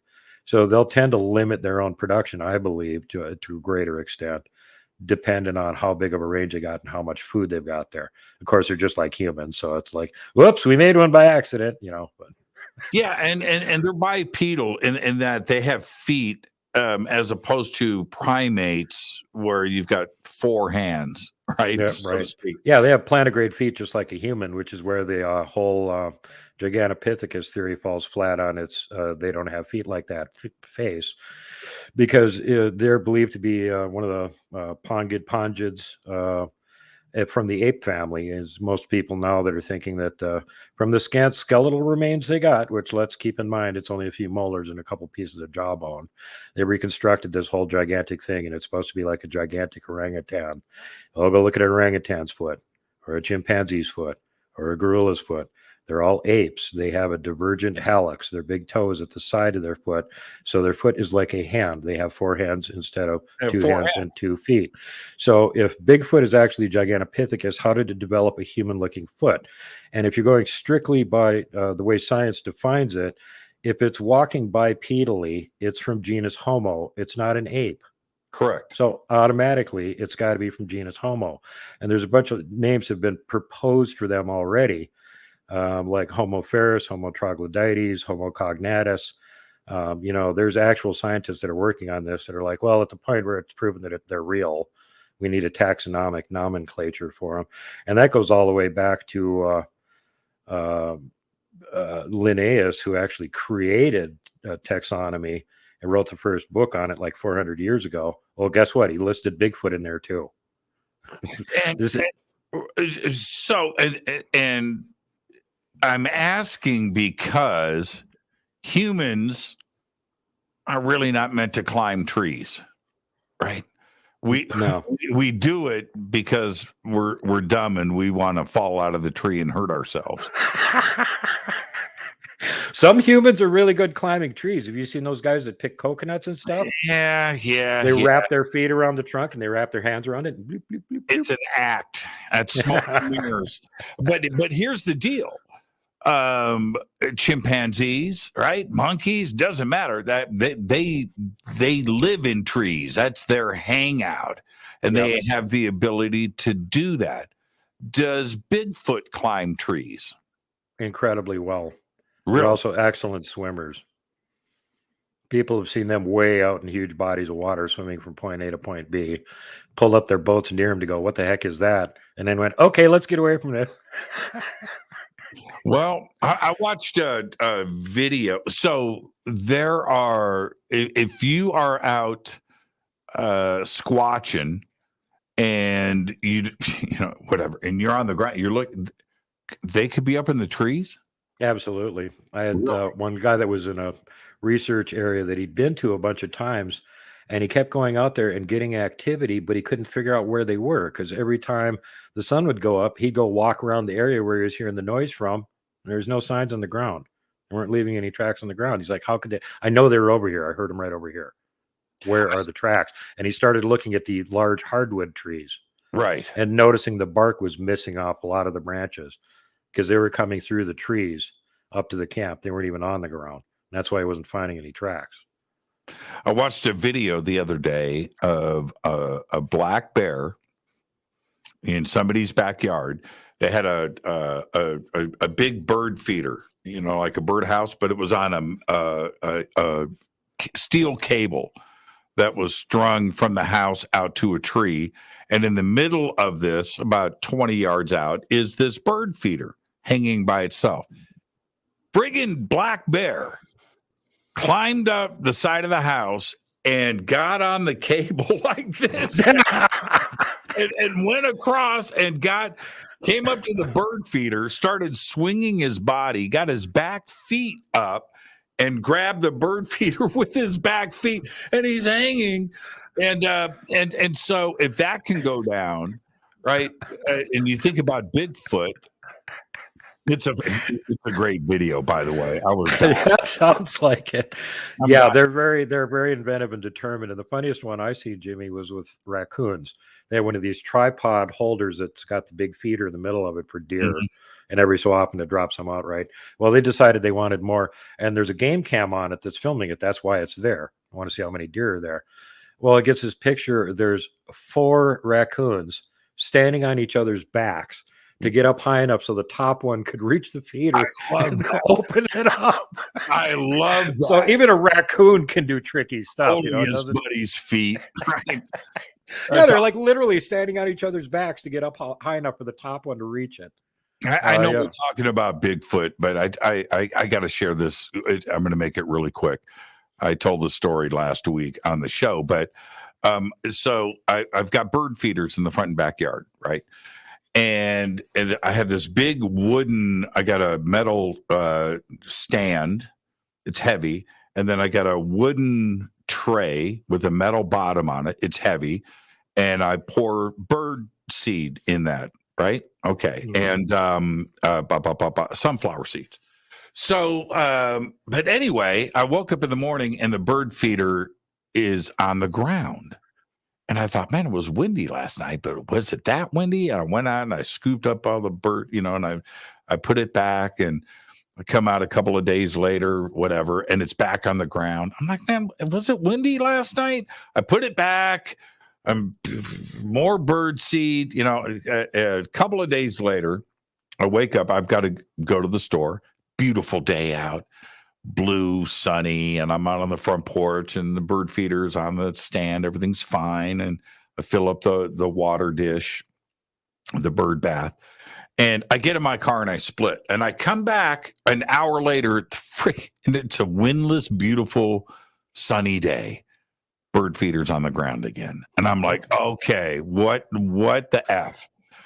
So I go out, I put more, the next morning. This is just a few days ago. The next morning, I go out. I'm sitting on my front porch, and I see this squirrel come down the tree. And he looks at me, right? And he comes down to the bird feeder on everything that I love. goes up to the bird feeder, stands on his back feet, puts his paws on the bird feeder, and looks at me like this and pulls it down. Like, what are you going to do, bro? And I was like, you're awesome. You're awesome. You earned that, man. You earned that. But it was just so funny, man. He just staring at me like, okay, you going to do something? You're going to see what's dumping this on the ground? Here it is. Yeah, this is the best part. So then he pulls it down, flips it over. It's a big pile of birdseed, and he dove into it. He jumped face first, put his face in the middle of it. I was like, man, you are awesome. But I think that this is an example of, I think that we don't give enough credit to the intelligence of animals, and so if we're going to go up the food chain a little bit and talk about Bigfoot, and are they smart? Do they know what's going on? Well, you know what? They're just another version of us, just as smart as us, if not smarter, right? Bingo. Yep, you nailed it. And in their natural environment, which is the woods, they're way smarter than we are. Think about how sneaky and stealthy somebody that's in special forces trained to do recon is. They can lay on the ground for hours at a time and not move. They just look like a pile of brush. They've eliminated all their scent. They know how to hide from our vision. What parts of our vision we're not really noticing what's going on unless something's moving, that whole sort of thing. Well, they've maybe only had 2 or 3 years of training to be at like the upper echelon of what humans are even capable of achieving. Right. And there's been special forces units out in the woods doing maneuver that have had contact with Sasquatch. And that was their assessment of it too. These guys have all the same skills we do, but they're way, way, way better at it. And they were always 3 steps ahead of us. So they've had a whole lifetime to practice doing these skills, decades to practice from the time they're little on how to sneak up on things. Because if you can't sneak up on things and grab them, you're not going to be eating anything but veggies. So, yeah, what about, is Bigfoot laughing at us if I show up in camo gear? Right. Oh, yeah. If you show up in too much of it, they'll think you're trying to hoodwink them and hide from them or something, which is like impossible. Right. But yeah, I mean, like, some of the clothes I wear is camo or whatever, but mostly with my research team, we're just wearing like whatever our favorite, Bigfoot organization t-shirt is, or a rock t-shirt or whatever. It doesn't matter what color. Super bright colors may not be the best idea. Why? There's a couple of parts of the world where there's areas where the natives will tell you don't go in there wearing really bright colors. People that do disappear. Now, and not sure what's doing that. And don't laugh. What about wearing like a gorilla costume? That's actually happened. Res Squatching over in Nebraska, they had a Halloween trail set up for the kids there on the reservation.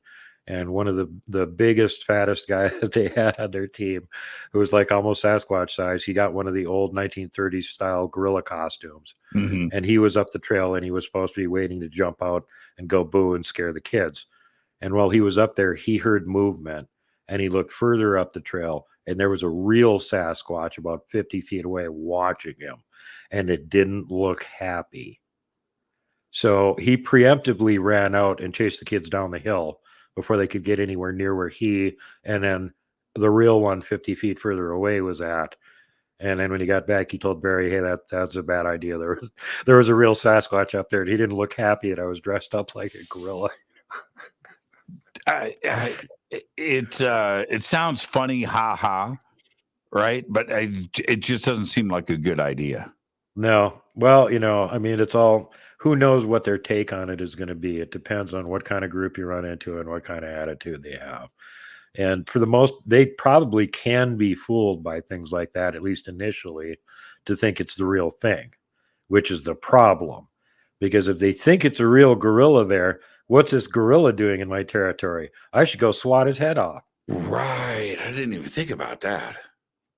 Yeah. Within short order, when they get close enough, they'll smell that you're a human. but at a distance, you look like this other foreign thing that they don't know what it is. Right. And what about their vision?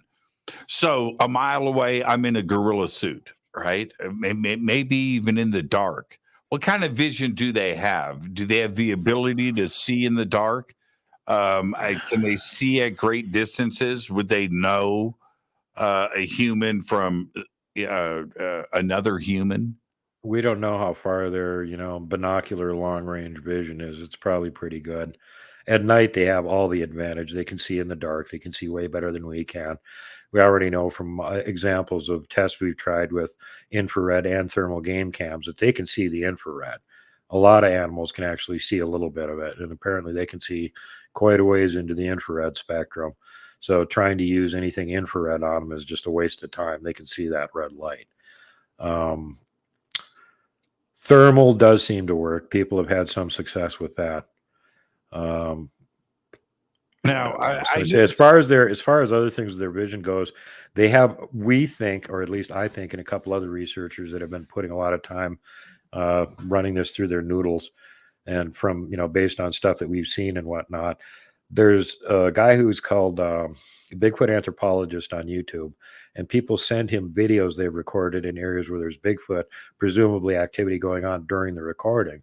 And he'll go through and do an audio analysis of it and pull out all the normal background sounds, all the normal animal sounds, all the, people walking around scuttling through the brush sounds, and what's left.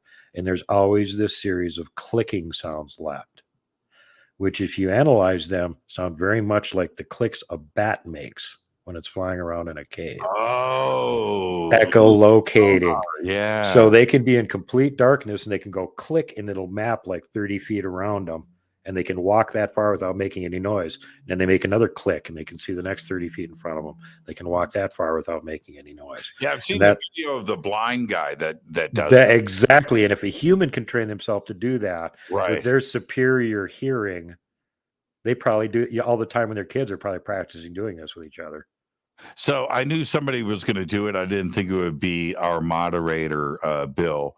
But he says, besides you in a Sasquatch suit, I mean, you run across the wrong horny Bigfoot. and then, my mind wasn't going there. But thank you for that, Bill. And yeah, it is food for thought. I don't think you would want. Horrifyingly, Bill is onto something there, and this comes not from this continent, but from Western Asia, where the Orthodox Church actually gave the local peasants an incantation against being kidnapped by a female Sasquatch. Apparently, this was an issue to the point where the church had to make an incantation against it. And I had one of the senior researchers I know on the show who actually dug it up and read the whole thing. And it's like, I am a Christian man. You have to leave me alone. Go back to your cave. Stay with your own people. Blah, blah, blah. This whole long thing you had to tell him to explain to him that, no, I'm not a male Bigfoot, although I may look something like it. You need to go away. Leave me alone now. So you got to wonder how much of an issue this was, where the Orthodox Church has to issue this thing telling everybody, well, if you run into one of these and they try and kidnap you, here's what you do. And it's not aimed like in North America. It was mostly the females that were getting kidnapped. Apparently over there, it was the guys that were getting kidnapped. Yeah. And so what was she doing with them? Oh, just all the things you would expect, to the point where it probably killed the guy. She was having her way. Having her way, exactly. End of the village. Yep. Well, apparently it's survivable, because you got the story of Xana from over there in right by the Black Sea, Georgia, I think it was. I remember that. Yeah. Yeah. And by the way, there's an update on that, because they had found the tooth of one of her offspring, Kvet, and they had DNA analysis done on it. And they were trying to figure out where she had been buried to see if they could find her remains. And they dug up in an area where they thought it was her, according to the locals. That was where she'd been buried. They pulled out a skull, and they just finished DNA testing it. They do, in fact, have Xana's skull now. Wow. The pictures are incredible. Yeah, even her kids were like, that doesn't look like a normal human skull. No, That's very no. robust, huge. Yeah. And some of the details about her too just do not match with normal humans. And the biggest dead giveaway is she had gray skin. Okay, do you know any humans with gray skin? Yeah. The photographs of her are just mind blowing. Let's take our break right here. Our guest tonight, the one and only Duke Sullivan. After an internet blowout earlier tonight, Duke, being the professional that he is, wanting to co-host Fade to Black, took over the show. Thank you, Duke. We will be right back after this short break. Stay with us.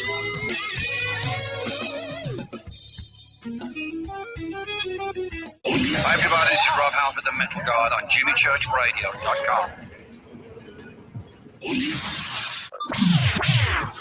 Your 1 million gigawatt paranormal powerhouse, KUNX-DB, the X. Are you ready to read about true paranormal events? UNX Media publishes nonfiction books about UFOs, ghosts and haunted places, time anomalies, cryptid creatures, and more. Just like KUNX-DB Radio, it's all about unexplained phenomena. Visit www.unxmedia.com to see our list of great book titles by Debbie Ziegelmeyer, Gene Walker, Devin Listrom, Wayne Lawrence, Bill Spicer, and yours truly, Margie Kay. That's unxmedia.com. This is Jimmy Church of Fade to Black, and I only drink Fade to Black blend coffee from River Moon. Just click on the River Moon coffee banner at jimmychurchradio.com. Promo code F2B blend. This is the only way forward. This is Fade to Black. Make contact.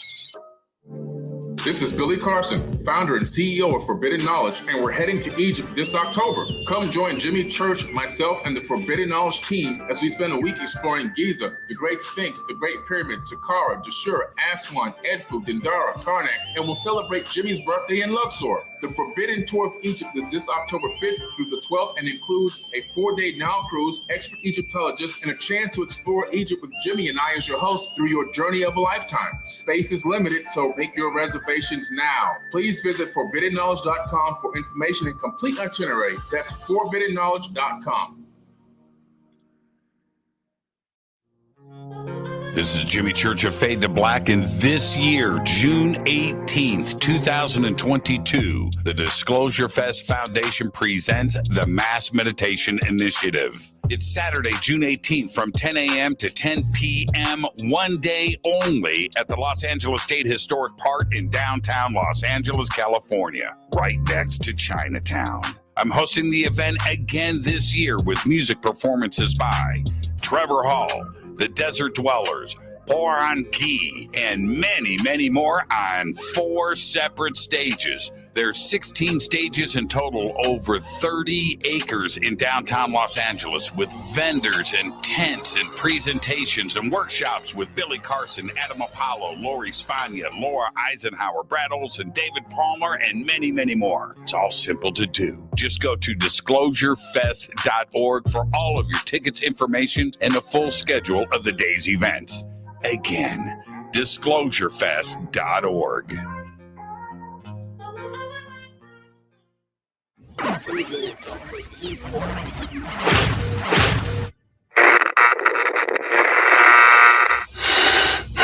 You want to know a secret? I love ponies. I really love ponies. I'm serious. I couldn't stay sane without ponies to brush. Why Fade to Black? Because you never got that pony, damn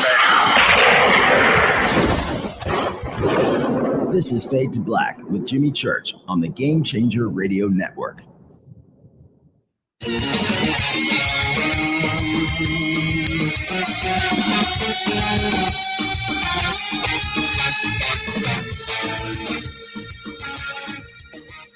Welcome back, Fade to Black. Duke Sullivan of World Bigfoot Radio is here doing a Bigfoot show tonight. And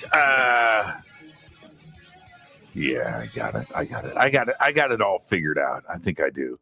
Got it all figured out. Hey, Duke, I want to talk about the interdimensional Bigfoot. And I've been trying to figure this out for a long time. And before we get into UFOs and Bigfoot, because I'm going to touch upon that too as well. But what about the idea and the theories of Bigfoot being interdimensional? I tend to lean in the direction of there's something to it at this point, because just to see too many examples of things that are impossible to do, no matter how skilled you are in stealth and evasion. Footprints going out into the middle of a field and they just disappear. Okay, so it backtracked itself and put one foot behind the other one perfectly for like 30 steps to get back to the wood line. If it's over 30 feet on each side of the wood line, it can't leap laterally any further than that. Where did it go? And examples of this in snow are even harder to explain, because the way they have to bring their foot down, and keeping in mind their locomotion isn't like us. When we walk, we straddle step. It looks like you're walking up a ladder or something like that. Your feet are side by side. When they walk, it looks like tightrope walking. One foot is right in front of the other one. And they don't have a neck like we do. They've got two massively built deltoids and trapezius. They can't turn their head all the way, which is why in the Patterson-Gimlin film, when Patty turns to look at Bob Gimlin that just came across the river and pulled his rifle, she has to turn her whole upper body to do it. She can't just turn her head. Yeah. So they have to step directly back behind them and turn their whole upper body to see where they're stepping each time they do that. It makes it even less likely. And if you bring your toes down first, then you're disturbing the way the pattern of the snow was laid out when you did the tracks originally. Because when you bring your foot up, your toes are going to throw some snow out. So if you're bringing your foot back in, you got to step back in behind where your foot came in and then put it forward again. So it's just like this kind of stuff doesn't get rational explanation that actually makes sense, is what I'm saying. Yeah, and you're not going to do it perfect. You're going to screw up one of those footsteps in the snow going backwards, no matter how agile Bigfoot may be. In that set of photographs that I showed you at the beginning of the show, there were 4 prints in the middle of this field. Nothing before, nothing after. And they went in an arch. Also, I didn't think about this. They were in almost in line. You're right about that. These are things that I was scratching my head because I tried to repeat. I tried to take steps. Like I couldn't, because they were like, I laid down. Check this out. I laid down and the footprints were about 6 feet apart. I found an example of this down in the Blackfoot River, where there was a big one that was sleeping across the river in this clearing, no, not clearing, but this little stand of thick trees. And then at night, about a half an hour after the sun went down, he would come across the river and get all of his free food. And the reason there's free food there is because this was a boat landing and there were rough fish in the river. So when people would come down the river from their big fishing expedition, and the rough fish, they couldn't throw them back in the river because they'd breed again, right? So you got to throw them up on the shore, and you're not going to take them with you because rough fish. So every day there's several fish laying up on this bank, just laying there. And he's smart enough to know that. So as soon as the sun goes down and all the humans are done coming down the river, he wades across, goes up the shore, picks up all the fish that people have thrown up there during the day, gets a free snack, occasionally stop by our camp and raided some of our food too. And then he'd go back across the river and whatever he was doing for the rest of the night. And one of the times when he was coming across, he left footprints, and he did it by accident. And it was very interesting to watch how he put his feet down, because when he came up out of the water, and keep in mind, if you leave a print in the water is just going to wash it away. There's plenty of current here, so you're not going to have any kind of indentation for very long. But as soon as he steps out of the water, there's this loose gravel and sand mixture for about 9 feet. And there's what looks like 2 big elk tracks in it. And then there's nothing for a ways. And then there's a whole 19-inch footprint. So what he was walking on his heels, trying to make it look like elk tracks, until he thought the ground was solid enough to support his whole weight without leaving a track. And he misjudged and put his foot fully down too soon. And right beyond that is where the ground got so hard that he didn't leave a track. And I followed his line of travel without being able to find a track for about 90 feet. And then I found another 19-inch track where he had stepped on an area that was too soft, and he left the track there. So when we say interdimensional, And that's the only thing that I could think of was, these big, deep tracks in the middle of this field that were fresh, right? It just happened. And the ground was hard. It was dry. It was just a head scratcher for me. Nothing made any sense. But the only thing that I could, my mind, and I know it sounds crazy, but it looked like it just appeared and then disappeared 4 steps later. And I don't want to sound like I'm just completely nuts. I'm just telling everybody there were 4 footprints, nothing before and nothing after. No disturbed grass, nothing crazy, just these 4 prints by themselves in the middle of this field. And that's the other thing too. I've looked at those prints, and you could even go, well, at one point it was a little bit wetter there, so that area was mushy, and that's when it walked through and it left the prints there, and then the area dried out and got all super hard. That doesn't fit with what the look of the track is. If it was mushy, it would have been kind of rolled on the edges, and this thing was like a cookie cutter. Something massive stepped on the ground and went and mushed it. And we found tracks like that from 10 inches on up. I was talking during your not intentional break about how we found a 10-inch track, which is about the same size as the one Dave Scott just found up there. And me and Mike were both putting our feet next to it and stuff and seeing what kind of a weight load that thing actually was. And I weighed like 235, and I wasn't making any indentation in the ground. Mike was standing on the other side of it, and he weighs 275, and he was barely leaving an indentation on the ground. And this footprint was at least an inch and a half into the ground, even though it was only 10 inches. They're so heavy. They may have a human-sized foot, but they probably outweigh you by twice as much as what you weigh. And you think about how strong, like even a chimpanzee is 5 times as strong as a human is.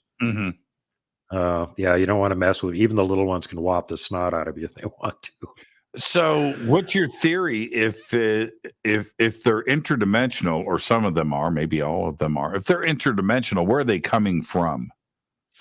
Well, according to all the native tribes, they live in 2 worlds, and they can pierce the veil at will. And from what we've been able to find out from people that interact with them and have been talking to them and all this sort of stuff, it's a case of some of them can do it. Think about it as like, you would get this one, martial arts schools. They all have different techniques. They jealously guard them. They don't share them with each other. And these tribes, we think, tend to be the same way, where some of them actually know a whole bunch of these tricks, and they'll teach it to their kids. And then other ones just basically don't know any of them. Or if they do know them, they're not using them, and they're not teaching them to other members of their little troop, clan, or tribe that they're part of. And so, Robin would be able to talk more about this. And she just mentioned it the other night that, occasionally when like a member of one tribe moves to be with another tribe or something, and the other tribe is one of these ones that use all these abilities, they're just as flummoxed by it as we would be. Like, how the heck are you doing that? I never learned to do that when I was a kid. And this actually fits in perfectly with Kevin's story with Glag, because Kevin never experienced any mind speak with Glag. He never saw Glag do anything paranormal whatsoever. Well, okay, Glag was a little kid. He was Kevin's size when Kevin met him. That's Right. like at most a 5-year-old. So how much did he have actually time to learn from his parents? Anything, even if they had any of those abilities that they could have taught him? Very little. So, again, this kind of makes sense. The littler ones, it's something they have to be trained to do. It's like, learning to meditate or something like that, or learning martial arts. You have to practice over and over and over again, get better and better at it. And you have to have a teacher to teach you how to do it. So it seems like the only thing that's universal for them is they can all mind speak. They can all, telepathically communicate.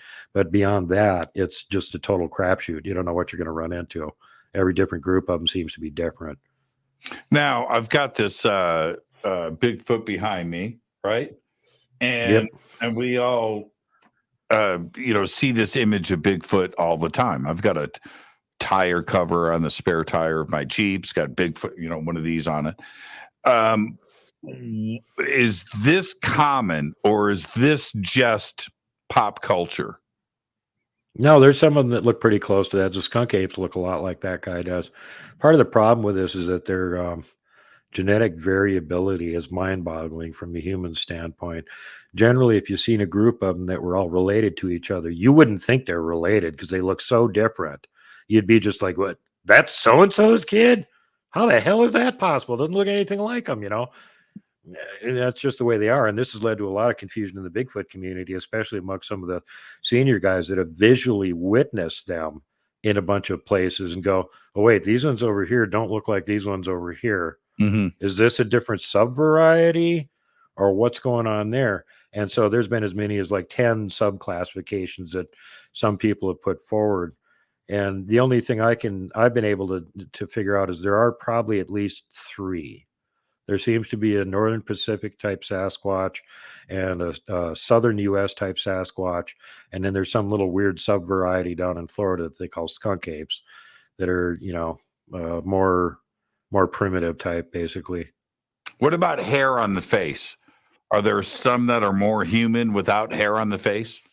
Yeah, most of the Northern Pacific Sasquatch don't have much of anything as far as hair on their face. Glegg has big mutton chops that would make Elvis jealous. But other than that, he doesn't have any facial hair.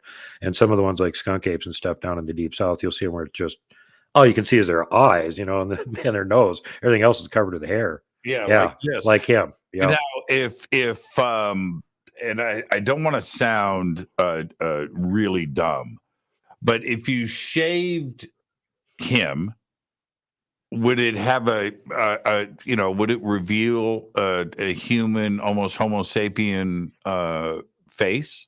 Well, they look a lot like us. Yeah, he'd look like a caveman. That's Right. one of the things is that they have a hooded nose like we do. It generally, you get the big wide nose. It looks like an Aborigine nose or something like that.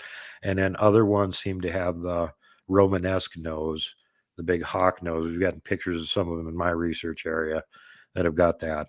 So, it's, again, there's these little variations in the local groups of them, which, you find that with humans too. I mean, think back before we had lots of travel available. And if you went to some little village, everybody at the village kind of looked alike.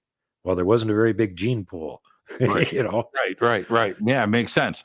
And primates have, staying on this, and I'm asking for a reason. Primates have 48 chromosome pairs. Humans have 46, right? And now, okay, it's the obvious difference between primates and humans, and we're just a small percentage point separated, but you can see what those true chromosome pairs mean. What about Bigfoot? Does Bigfoot have 48 chromosome pairs like primates, or 46 like humans?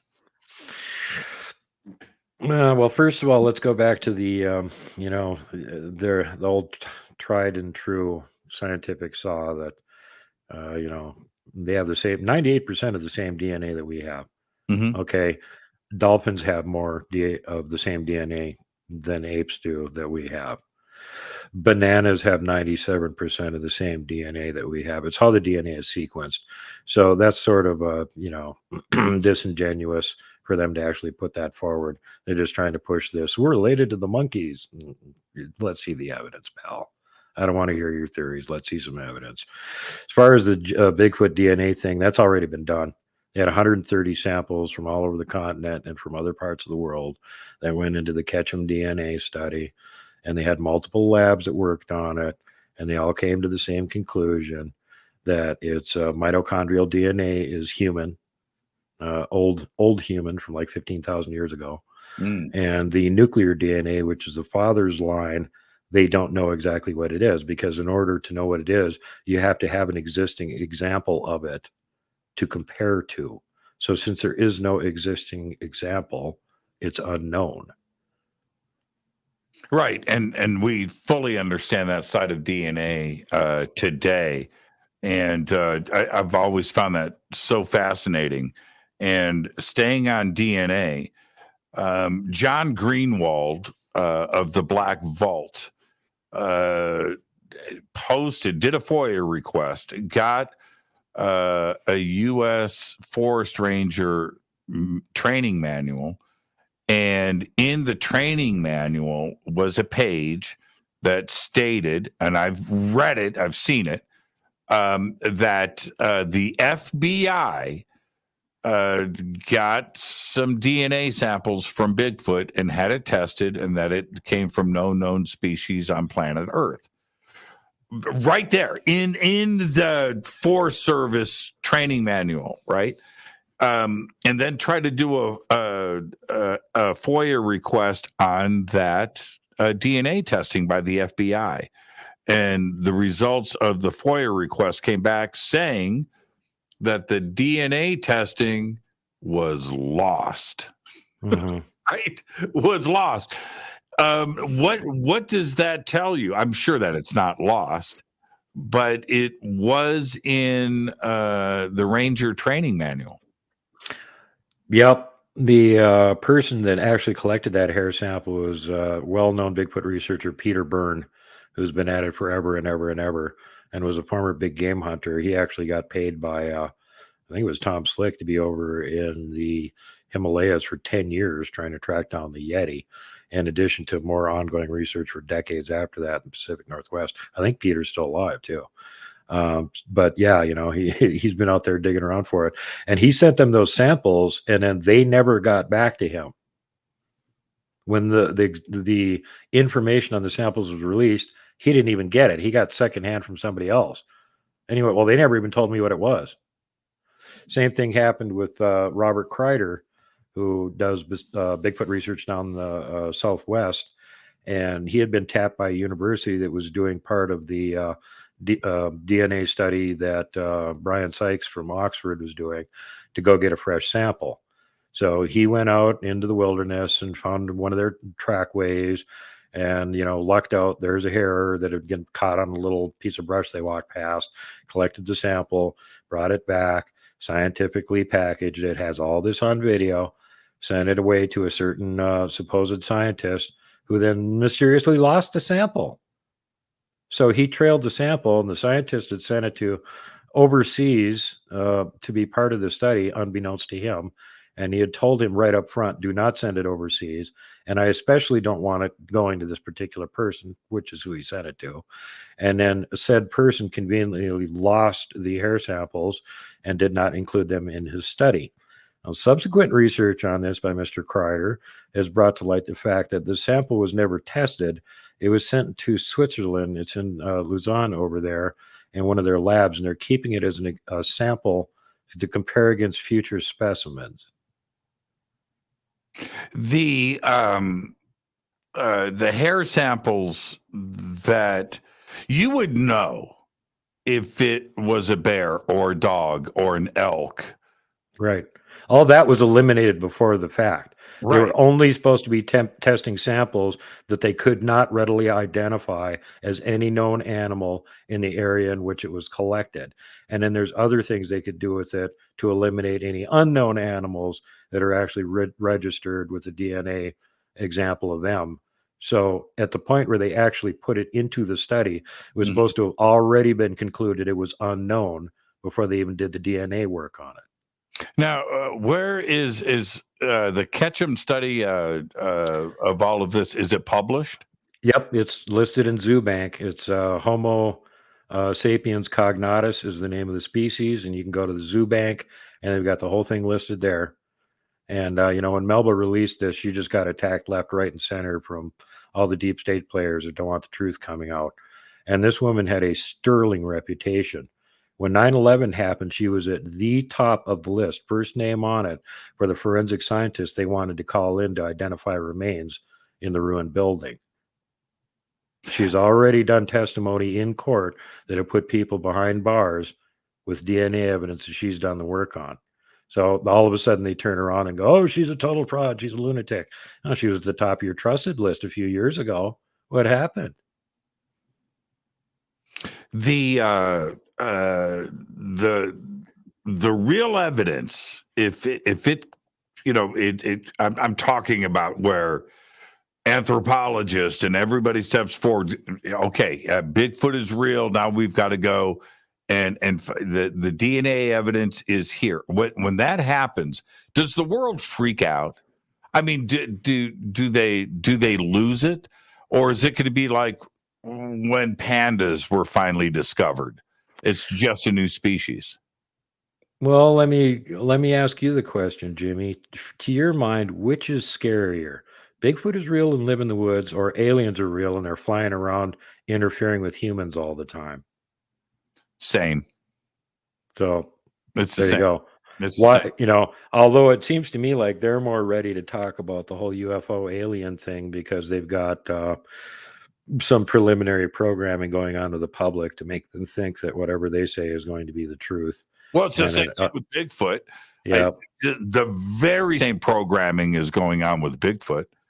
Yep, I agree. But there's no move for them to make anything about Bigfoot known to the public. They're not doing any congressional testimony on Bigfoot, are they? Yet. And we've already done the DNA testing, and we proved they're real, period. But they won't talk about it. There's other countries where this isn't such a big deal, where they've already admitted they're real. They're just not doing active research on them. They have a whole park set aside for them in China, where they call them Yeren. And all the kids are taught in school that, yes, there's these, weird ape-looking things that live out there called the Yeren. And we even got a preserve for them because we're so green. And of course, in China, in order to wipe your butt, you got to have a permit. You can't do anything without a permit. So how they stop it is, well, basically, if you're a scientist and you want to do research on relic hominids or unknown apes or whatever you think they are, you have to have a permit from the government to do it. And guess how many of those permits are giving out? Yeah, none. Right. In Russia, it's well known that they're real. They call it the snowman. Everybody believes it's real. And they actually have a department of hominology that's attached to the Department of Evolutionary Science in Moscow, where there's actual scientists that are, can do this work, and they're allowed to go do it. They don't get any funding from the government. Do all the research you can with whatever money you can grub. So see, it's like in other countries, they got a different way of making sure that a whole lot of information isn't coming out. But everybody's least favorite Russian leader right now has even admitted publicly that he saw them. He saw a family of them going across the snowfield. A bunch of his aides and other, politicians were with him, saw the same thing, makes no bones about it. They're real, according to him. He wrestles with them. Probably does. That's how he does his winter training. He takes his shirt off and goes wrestles with him in the snow. He wrestles with them. If you were going to take a guess, we've got 45 seconds before the break. How many, just in the United States, in North America, how many Bigfoot are there? There's a lot more than people think there are. I'm going to refer to Jim Bear King from the Bigfoot Outlaws, who actually did the closest thing to a little bit of a canvassing of his local area to see how many, because he had been researching in different parts of his state's Mississippi for like 30 years. And he had been all over at all these different areas and observed them in different areas and went, well, that's not the same as that group. There's X number in this group, et cetera, et cetera, et cetera. And by extrapolation, he's guessing there's at least 2,000 just in Mississippi. Just in Mississippi? So continent-wide, probably 100,000. Really? Yep. Wouldn't surprise me at all. Jimmy, I've got more than 24 of them just in my research area in one small part of the Sapphire Mountains. Right. Let's take our break right here. This is Fade to Black. I'm your host, Jimmy Church. Fascinating conversation. 100,000. Yep. There's a whole lot of empty woods out there, bud. 100,000. Our guest tonight, Duke Sullivan of World Bigfoot Radio. I am your host, Jimmy Church. We'll be right back after this short break. Stay with us.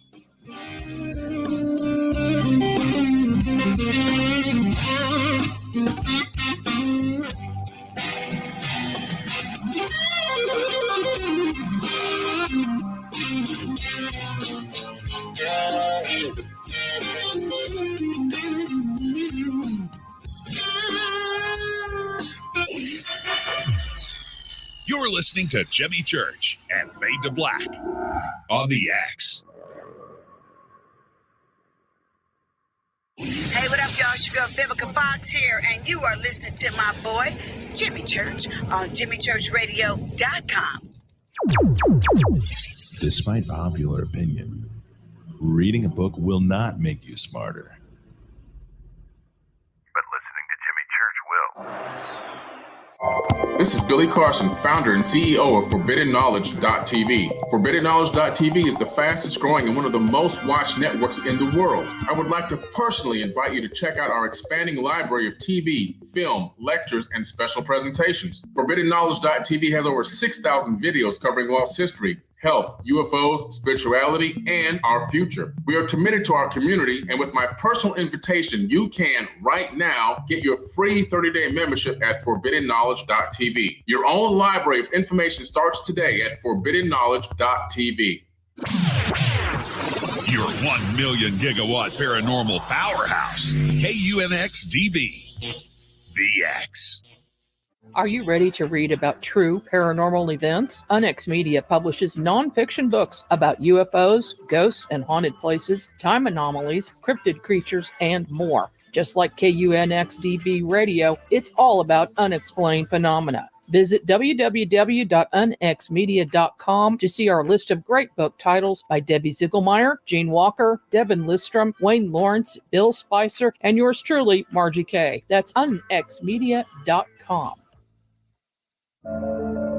When you take the beans from Central America with dashes of Indonesian and African mixed in and then roast it to the dark side of fade to black, you create the ultimate brew of fringe. Introducing the Fade to Black blend from Rivermoon Coffee. Yes, Rivermoon's darkest customized roast was created for the love of Fade to Black. The alchemy of masterful roasting and smoking the beans is in every sip of this full-bodied, dark Java. I need my coffee dark, deep, with distinct bittersweet chocolate highlights, just like the bunker.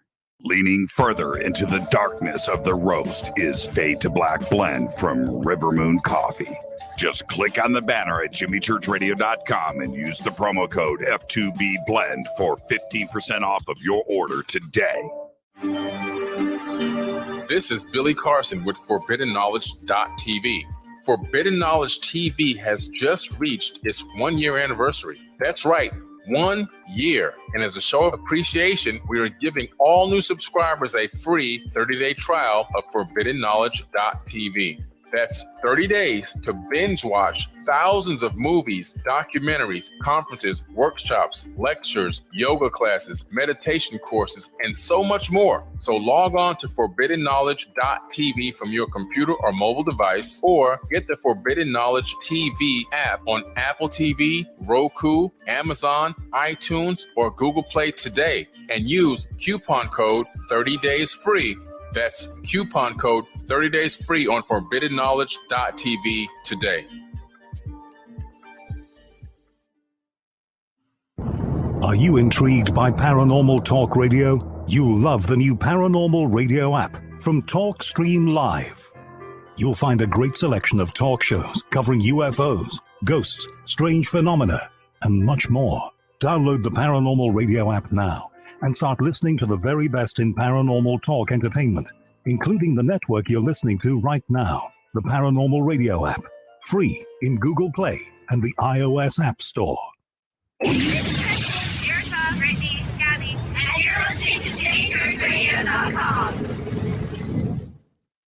It's not a lifestyle we chose. We were born this way. This is KJCR at JimmyChurchRadio.com.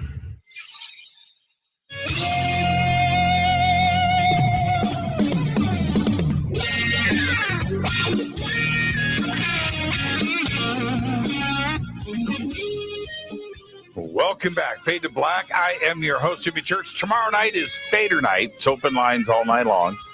Tonight, it's this guy. It's Bigfoot. Duke Sullivan is here from World Bigfoot Radio, and he's getting settled in. He's coming back. He had to go and get some more coffee and check his apple trees out in the front yard to make sure that, that's what I'm talking about. Duke, don't play. Don't play. Okay, UFOs and Bigfoot. And there has been enough sightings, right? You got something in the sky, and then there's a Bigfoot sighting on the ground at the same time. Coincidence? No, and I think a lot of what's going on there is the same thing that you would expect them to be doing with us. Because look, there's another sapient primate running around the planet. If they're going to show up and do experiments on us, why wouldn't they be doing them on Bigfoot too? So Bigfoot isn't piloting these craft. Nope. Bigfoot isn't coming from another planet. Nope. I don't think so. Okay. It's not a little bit of a possibility. Well, hold on. I got a knock at the door. I'm sorry. Duke has got a knock at the door. I told you, Bigfoot in his apple tree. I knew it, man. The Men in Black coming by the show. I'm very interested in this UFO aspect. And if we go back to, and I'm just going to say it, Duke. Sorry about that, everybody. I got a guest staying here, and they don't have a key, so I had to let them in. Oh, I thought it was pizza delivery or the Men in Black. No, it could have been the Men in Black. Yeah, after that unfortunate studio thing earlier. Man, that was weird, man. That was weird. Okay, so back to this UFO thing. If we go to Diatlov Pass and the Diatlov Pass incident, in the days leading up to what happened over there in Russia, there were UFO sightings in the sky. And then these people, the entire expedition was killed. And the thrash marks in the tents and things. And if you follow the story closely and you look at the evidence and you look at the reports, there is a connection between what was seen in the sky and then the deaths of everybody on the expedition. Yeah, and this had actually happened to the local Mansi tribe there many years earlier, where they had a party of 9 people that had mysteriously died in the same damn area. Mm-hmm. And that's why they had considered it a taboo. It's the mountain of death. Mountain of Death. It was in an area that they have called "Don't Go Here." That's Yes. literally what it translates to. Yep. And then apparently recently there was another group that had something weird happen to them and also perished in that same area. So it makes me wonder what's going on there. I know some people have hypothesized that Bigfoot may have had something to do with it. And again, they always refer back to the picture of the figure standing underneath the snow-covered tree with snow all over them. Mhm. And if you analyze the picture and look at it carefully, it's one of the members of their group. And they just got a picture of him all covered with snow. It's Yeah, I've seen clearly it. he's got clothes on. So that's not the snowman they're referring to. But they did say in their notes that they had seen a snowman. And now, again, let me refer to Blaine Tyler from Northeast Ontario up there, and he's got a YouTube channel. He did a little breakdown on this where he got the other pictures that they had that aren't frequently shown leading up to the point where all this bad stuff happened to him. And he went through them one by one and looked at them carefully. And there's one where one of the female members of their group is standing in a clearing, and she's pointing to her right, and she's got a big grin on her face. And behind them there's a ridge line, and on the ridge line, maybe 30 feet above the area where she's standing, there's some trees and a boulder pile, and right next to one of those boulders there's a Bigfoot sitting there looking at her.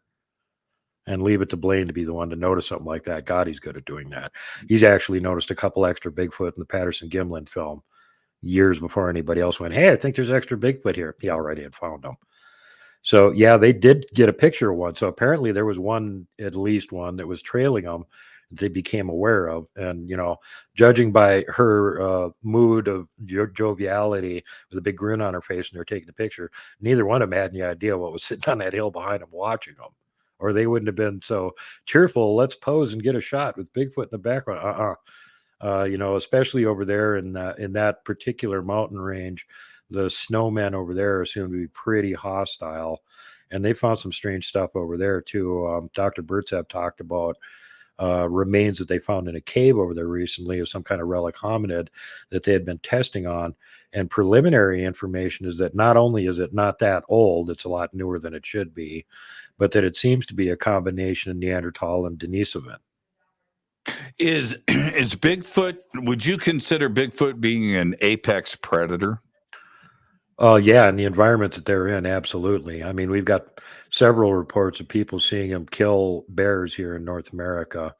There was one report from a park ranger in Yellowstone that found a full-size dead grizzly bear just lying on the ground on his park patrols and went up to it to see what killed it, because, illegal to just kill grizzly bears for no reason. Yep. And it had been mashed to a pulp. Something had squashed it. Its head was caved in, and lying next to it was a tree that had been uprooted from somewhere else, and all around it were 18-inch Bigfoot tracks. So apparently this Bigfoot had pummeled it to paste with this tree. Now, where are humans in that? In that, does Bigfoot hunt humans? Well, yes and no. Can I hold on just a second here? Here we go. Duke's gonna go put his foot down. I'm doing Fade to Black right now. You guys got to hold it down and put the tequila away until we're done with the show. And I got to think. Should we be listening? You want me to open up the microphone? Okay, I'm going to be nice. Sorry about that. No, that's okay. You were guest interruptions. Do they hunt humans? It depends. There are some groups that do not follow the rules, and we call them eaters, and they will hunt humans, but it's because they're basically not following the rules. The Sasquatch Society, from what I've been able to gather, they have kind of the same idea that we do, that humans shouldn't kill other humans, so they shouldn't kill other Sasquatch. And unlike us, that mostly haven't figured out that they're basically some kind of human too, they do give us the benefit of the doubt and assume that we're some kind of human, so they're not supposed to be killing us. So the only ones that would kill us would be the ones that have already been basically thrown out of their society for being renegades, rogues, or their version of a criminal. They don't have a prison to put them in, so they just throw them out of their group. Go fend for yourself. Good luck being Mr. Solo. Well, now that they don't have any rules, they can do whatever they want. And sometimes these guys find each other and they end up teaming up because, being higher primates, they want to be of the group, not out by themselves all the time, too difficult to survive. And then they'll take over some forlorn area that the other more powerful groups don't want, and they'll just set up shop there. And if you happen to wander in there, you're on the menu. Right. And the good news about this is that those areas mostly are areas that the other bigger, more powerful groups that do follow the rules don't want. So they tend to be way out in the middle of nowhere, high mountain ranges and stuff like that. That's where you run into the dangerous ones. They've got the quote unquote crappy territory. They didn't get the first pick on the real estate. The good, the ones that are better organized already have that. And you run into them in some places. And this is where a lot of the stuff from Land Between the Lakes comes from. Because from the research we've been able to do on it, that's exactly what's going on there. They're ones that have been thrown out of other groups and have all banded together in that area, and with bad results. But mostly they're, you have to be way out in the middle of nowhere to run into ones like that. The ones that are near where humans are basically understand us. And if they started hunting us, then, certain people would show up and eliminate them quite rapidly. So they know better than to do that. They don't want to be seen. And they like the fact there's a lot of additional food around where we're at. There's crops. There's deer that are taking advantage of the crops and eating them.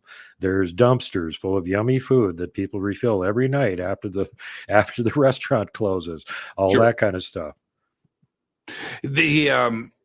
So what you're suggesting is that they have a community and a lifestyle that is very similar to ours.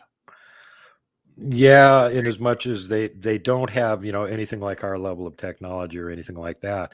Keeping in mind, there's no, unlike isolated tribes of humans, they would have to literally send a representative elsewhere to make contact with the next tribe a couple 100 miles away. Sure. They can mind speak, so they can talk to any of them anywhere on Earth if they know them.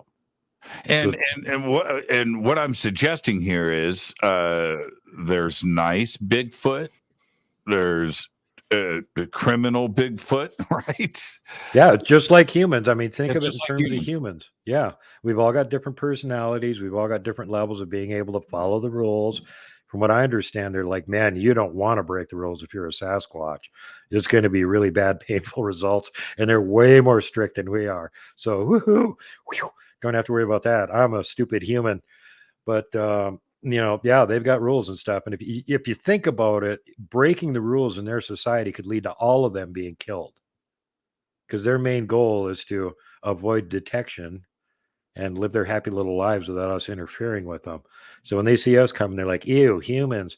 And if one of them's running around breaking the rules all the time and causing trouble, that could get the rest of them killed. So they don't, they're extremely strict about that sort of thing. And that's why the reason there's very little interaction with humans, because it just doesn't benefit them to contact us. There's a few of them that have the notion that they should have some humans that they're in contact with that can know something about them. But for the most part, they just don't trust us. And, why would they trust us? Every time we see one, it's like, monster, shoot it. Right. Well, how many times are you going to want to get shot at before you quit putting out the hand of peace and friendship, Or somebody sees one with its arms over its head like this. Oh, no, it's threatening me. Well, in the military, that means I surrender. There's a lot of people that are misconstruing what's going on in their interactions with them. And a lot of times people think they're being aggressive, and they're not. They're really just trying to chase you out of an area. Is that why the Glag story is so unique and so special? Well, yeah, because Glag was not supposed to interact with humans. That's no. Right. That's against the rules. And he, from what I heard, he got in trouble for doing it after the fact too. But they kind of gave him the pass because it's like, yeah, you didn't know any better. You're a little kid. Nobody was taking care of you, and that sort of thing. But yeah, you're not supposed to be interacting with humans and stuff. And, that varies too. Again, they're individuals, and some groups think that there should be some limited contact with humans, and other ones think that's just a crazy notion. And we're dangerous, hairless primates with boomsticks that shoot at everything. Do you see a day when a body is found? Or even dead or alive, right? What if one is captured? It's already happened. They've already captured them. They've already found bodies. They get taken away by the deep state so that there's no evidence. If you get pictures of them, they take your pictures away. If you got any physical evidence, they take that away. They threaten you, etc. I mean, Kevin got a bunch of this when he was still alive. But okay, now let's take it to the extreme. I make friends with Glag Jr. and I bring him back to Los Angeles in my Jeep. Right? And right there, right on camera, right, I do a press conference. Yeah, Kevin had notions like that too, and he was trying to figure out a new place to move Glag to, that he'd just hide him in the back of the pickup truck and drive him up there. Thank God he never tried that. Yeah, I know you'd have a lot of trouble coaxing the Bigfoot into getting in the vehicle with you and going out there for the press. Well, what about a body? What if I had a body and I put the body in the back of the Jeep and I drive back to LA? My question is, do you see a day when something like this actually happens for the public? Nope. And it's unnecessary. We've already got all the DNA evidence that they exist. We've already got plenty of samples of different pieces of them, and we've got hair. I know a lot of researchers that have hair samples. They're actually Sasquatch hair samples. Try and get somebody to test it. And if you can actually get the test on it and they're honestly saying it's unknown primate, okay, so what? We've already got their DNA sequenced. What does that prove? What do you need a body for? What about Bigfoot on Ice and the tour? Selling tickets. Yeah, the recent one is Rick Dyer. He's a hoaxer, period. And the people that got involved with him, one of them I know was drawn in by accident with good intentions, and it ruined his reputation. He had no idea what was going on. And then when he figured it out and backed out, it was like too late. His name was already attached to it. But yeah, Dyer's just a used car salesman, a huckster, hoaxer. He got thrown out of Texas with his second Bigfoot in the ice chest. The earlier one that actually I think gave him the idea of doing this is kind of up to debate on whether that one is authentic or not. You're talking about the one from Minnesota. Minnesota Iceman. Mr. Hansen was taking it around to all the fairs and stuff, and he was like mostly showing antique tractors. And then he had this thing that he had in a little booth there, pay 25 cents. You can see the Iceman. And actually, again, Blaine Tyler got to see that when he was a kid. And he was so short, he didn't see what it was and just walked right through. And they went, no, go back and look at the thing in the big box. Oh, okay, that's what I'm supposed to look at. And he went back in and looked at it. But according to Ivan T. Sanderson and Bernard Hubelmans, who first examined it, they thought it was absolutely authentic. And then a couple years later, they went back and looked at it, and it was not the same one. And in between this, he had it on tour up in Canada and had tried to bring it across the border, and Border Customs grabbed him and said, "What is this? Is this a dead human?" Questions are going to be asked. So he got a hold of one of his friends who just happened to be a senator in Minnesota that got him through. But apparently after that, that was enough of a spook that he had a replica made up that he actually took around and showed after that. And that's the one that was sold on eBay that somebody in Texas owns at this point. What happened to the original one? We don't know. The picture of it, I'm looking at it here. Description of it. Right. Yeah, it's this does not conform to a Minnesota Sasquatch, which I've seen 2 of, by the way, in real life. That, however, does fit perfectly with the description of the Vietnamese Batutut, which is their version. They call them rock apes. Our Marine Corps named them that when we were over in the Vietnam War, and occasionally us or the Viet Cong would run into them and bad things would happen. And that is exactly what they're described as. They're about human size. All the proportion and description matches the critter in the ice chest. So now he claimed that he shot it up in the Whiteface in northern Minnesota when he was out on a hunting trip and had this whole elaborate story to go along with it. However, right about the same time the thing showed up, he was just getting done with his career as a pilot in Vietnam, commissioned officer. So you got a dead rock ape. You throw it in a body bag. You write out the little description, so-and-so, so-and-so. And when it flies into the U.S., you're the commissioned officer. You go pick it up. No questions are asked. Presto, you've got a rock ape in the U.S. Now you freeze it in a block of ice and make up some hokey story about where it came from. Because at this point, if he had actually shot it in the U.S., it's okay, because it's not like any known thing. He didn't know any better. He wasn't sure what it was. It was scary, so he shot it. However, if he smuggled it in via military, he's in big damn trouble. So he isn't going to tell that story. And what about this image here of the Minnesota Iceman? I have not seen that one. Yeah. I think that's the replica. And they also show the original one was contained in an ice block, and you could actually see the blood that had seeped out of the eye and the other wounds on its body. Right. And I was just looking at those images too, which I've seen many, many times. Convenient to have it in a block of ice where it couldn't be looked at directly. Yeah.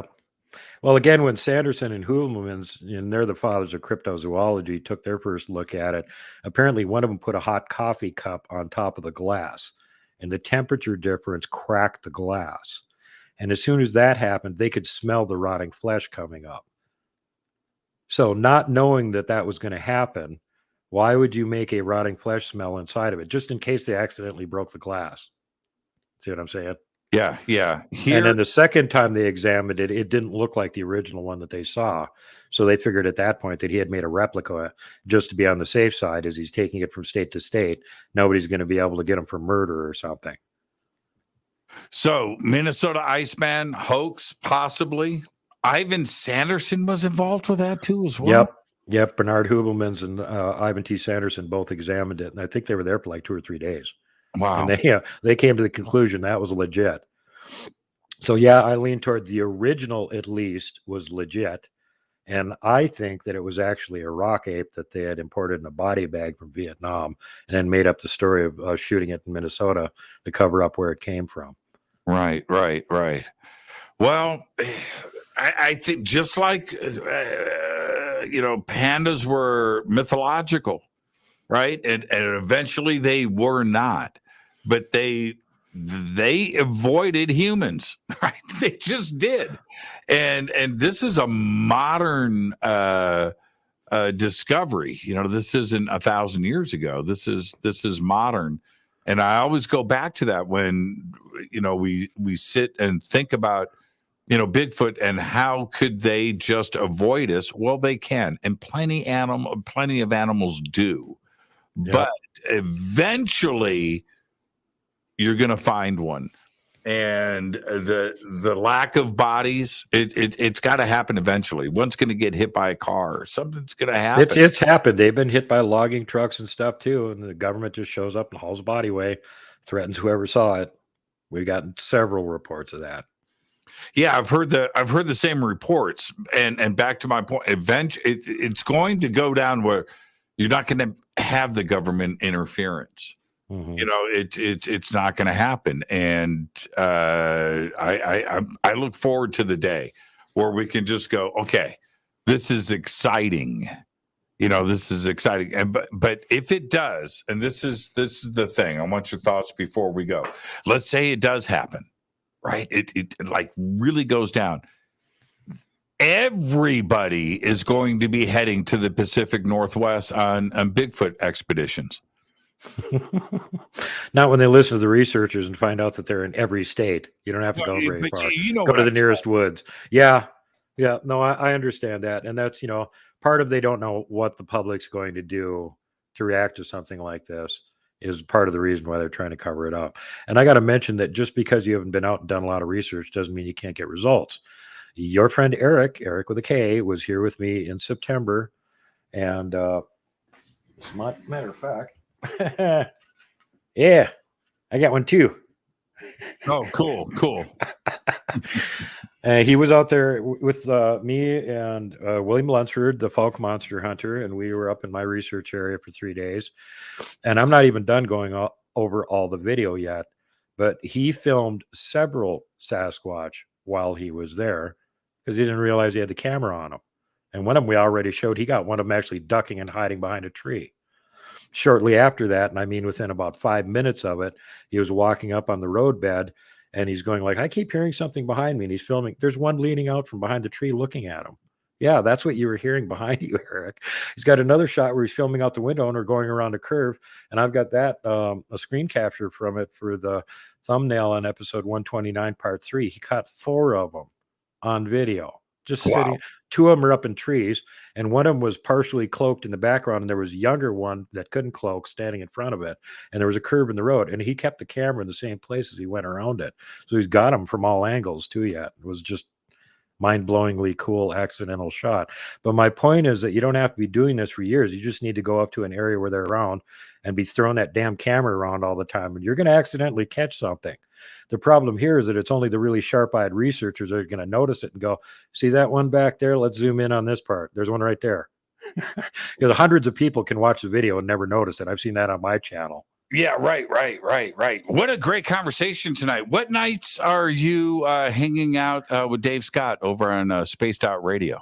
Oh, I'm hanging out with Scotty over there on Tuesday and Thursday night. I'm partway into the 3rd hour of the show. Top of the 2nd hour, he comes on with a little story every night from Swamp Dweller, which is always cool. And then I do a cryptid report after that. And Monday, Wednesday, Friday, it's John Hudson with the unbiased UFO report. So Tuesday and Thursday, it's Duke with the highly biased Bigfoot report, which he doesn't call it that. I'm just joking. But yeah, that's what I'm on. And World Bigfoot Radio, when do you bring that out to the world each week? We're all over the place on lots of platforms, and besides YouTube, BitChute, Odyssey, Bright Eon, Rumble, and I put out my new shows on YouTube on Sunday at 8 Central. And this week I'm going to be turning out the my presentation at the Nebraska Bigfoot conference a couple weeks back, which I break with tradition, and then you're there to do a speech, right? No, I just showed 50 minutes of Bigfoot video that I filmed last summer by myself and narrated it. So that's what you're going to be seeing. That's awesome. Take a night off. Duke Sullivan, World Bigfoot Radio. What a great conversation tonight, Duke. I want you to be safe out there, and I look forward to your next visit with us here on Fade to Black, man. You're the very best. Thank you so much. Thank you, brother. And I'm looking forward to having you on my show again soon, talking about all the investigations you've been doing, man, including the new one about to come out. I cannot. Oh, shh. Duke knows too much. Duke, behave and be well, my friend. Great show tonight. Thanks, buddy. Love you. Love you back. That's Duke Sullivan of World Bigfoot Radio. And the links for Duke's YouTube channel are over at jimmychurchradio.com. They're in the video description box below. It's all easy to do. Duke Sullivan. Amazing, amazing conversation tonight. Tomorrow night is Fader night, so get ready for that. It's open lines all night long. Fade to Black is produced by Hilton J. Palm, Renee, Dennis, and Kevin. Announcers are Steve Harder, Gene Bateau, and Mark D. Kovar. Webmasters, Drew the Geek. Music, Doug Aldrich. Intro, Spaceboy, spaceboymusic.com. Fade to Black is produced by KJCR for the Game Changer Network, and this broadcast is owned and copyrighted 2022 by Fade to Black and the Game Changer Network, Inc. It cannot be rebroadcast, downloaded, copied, or used anywhere in the known universe without written permission from Fade to Black and the Game Changer Network. I'm your host, Jimmy Church. Until tomorrow night with Fader Night, I want everybody to be safe. It's time to fade to black.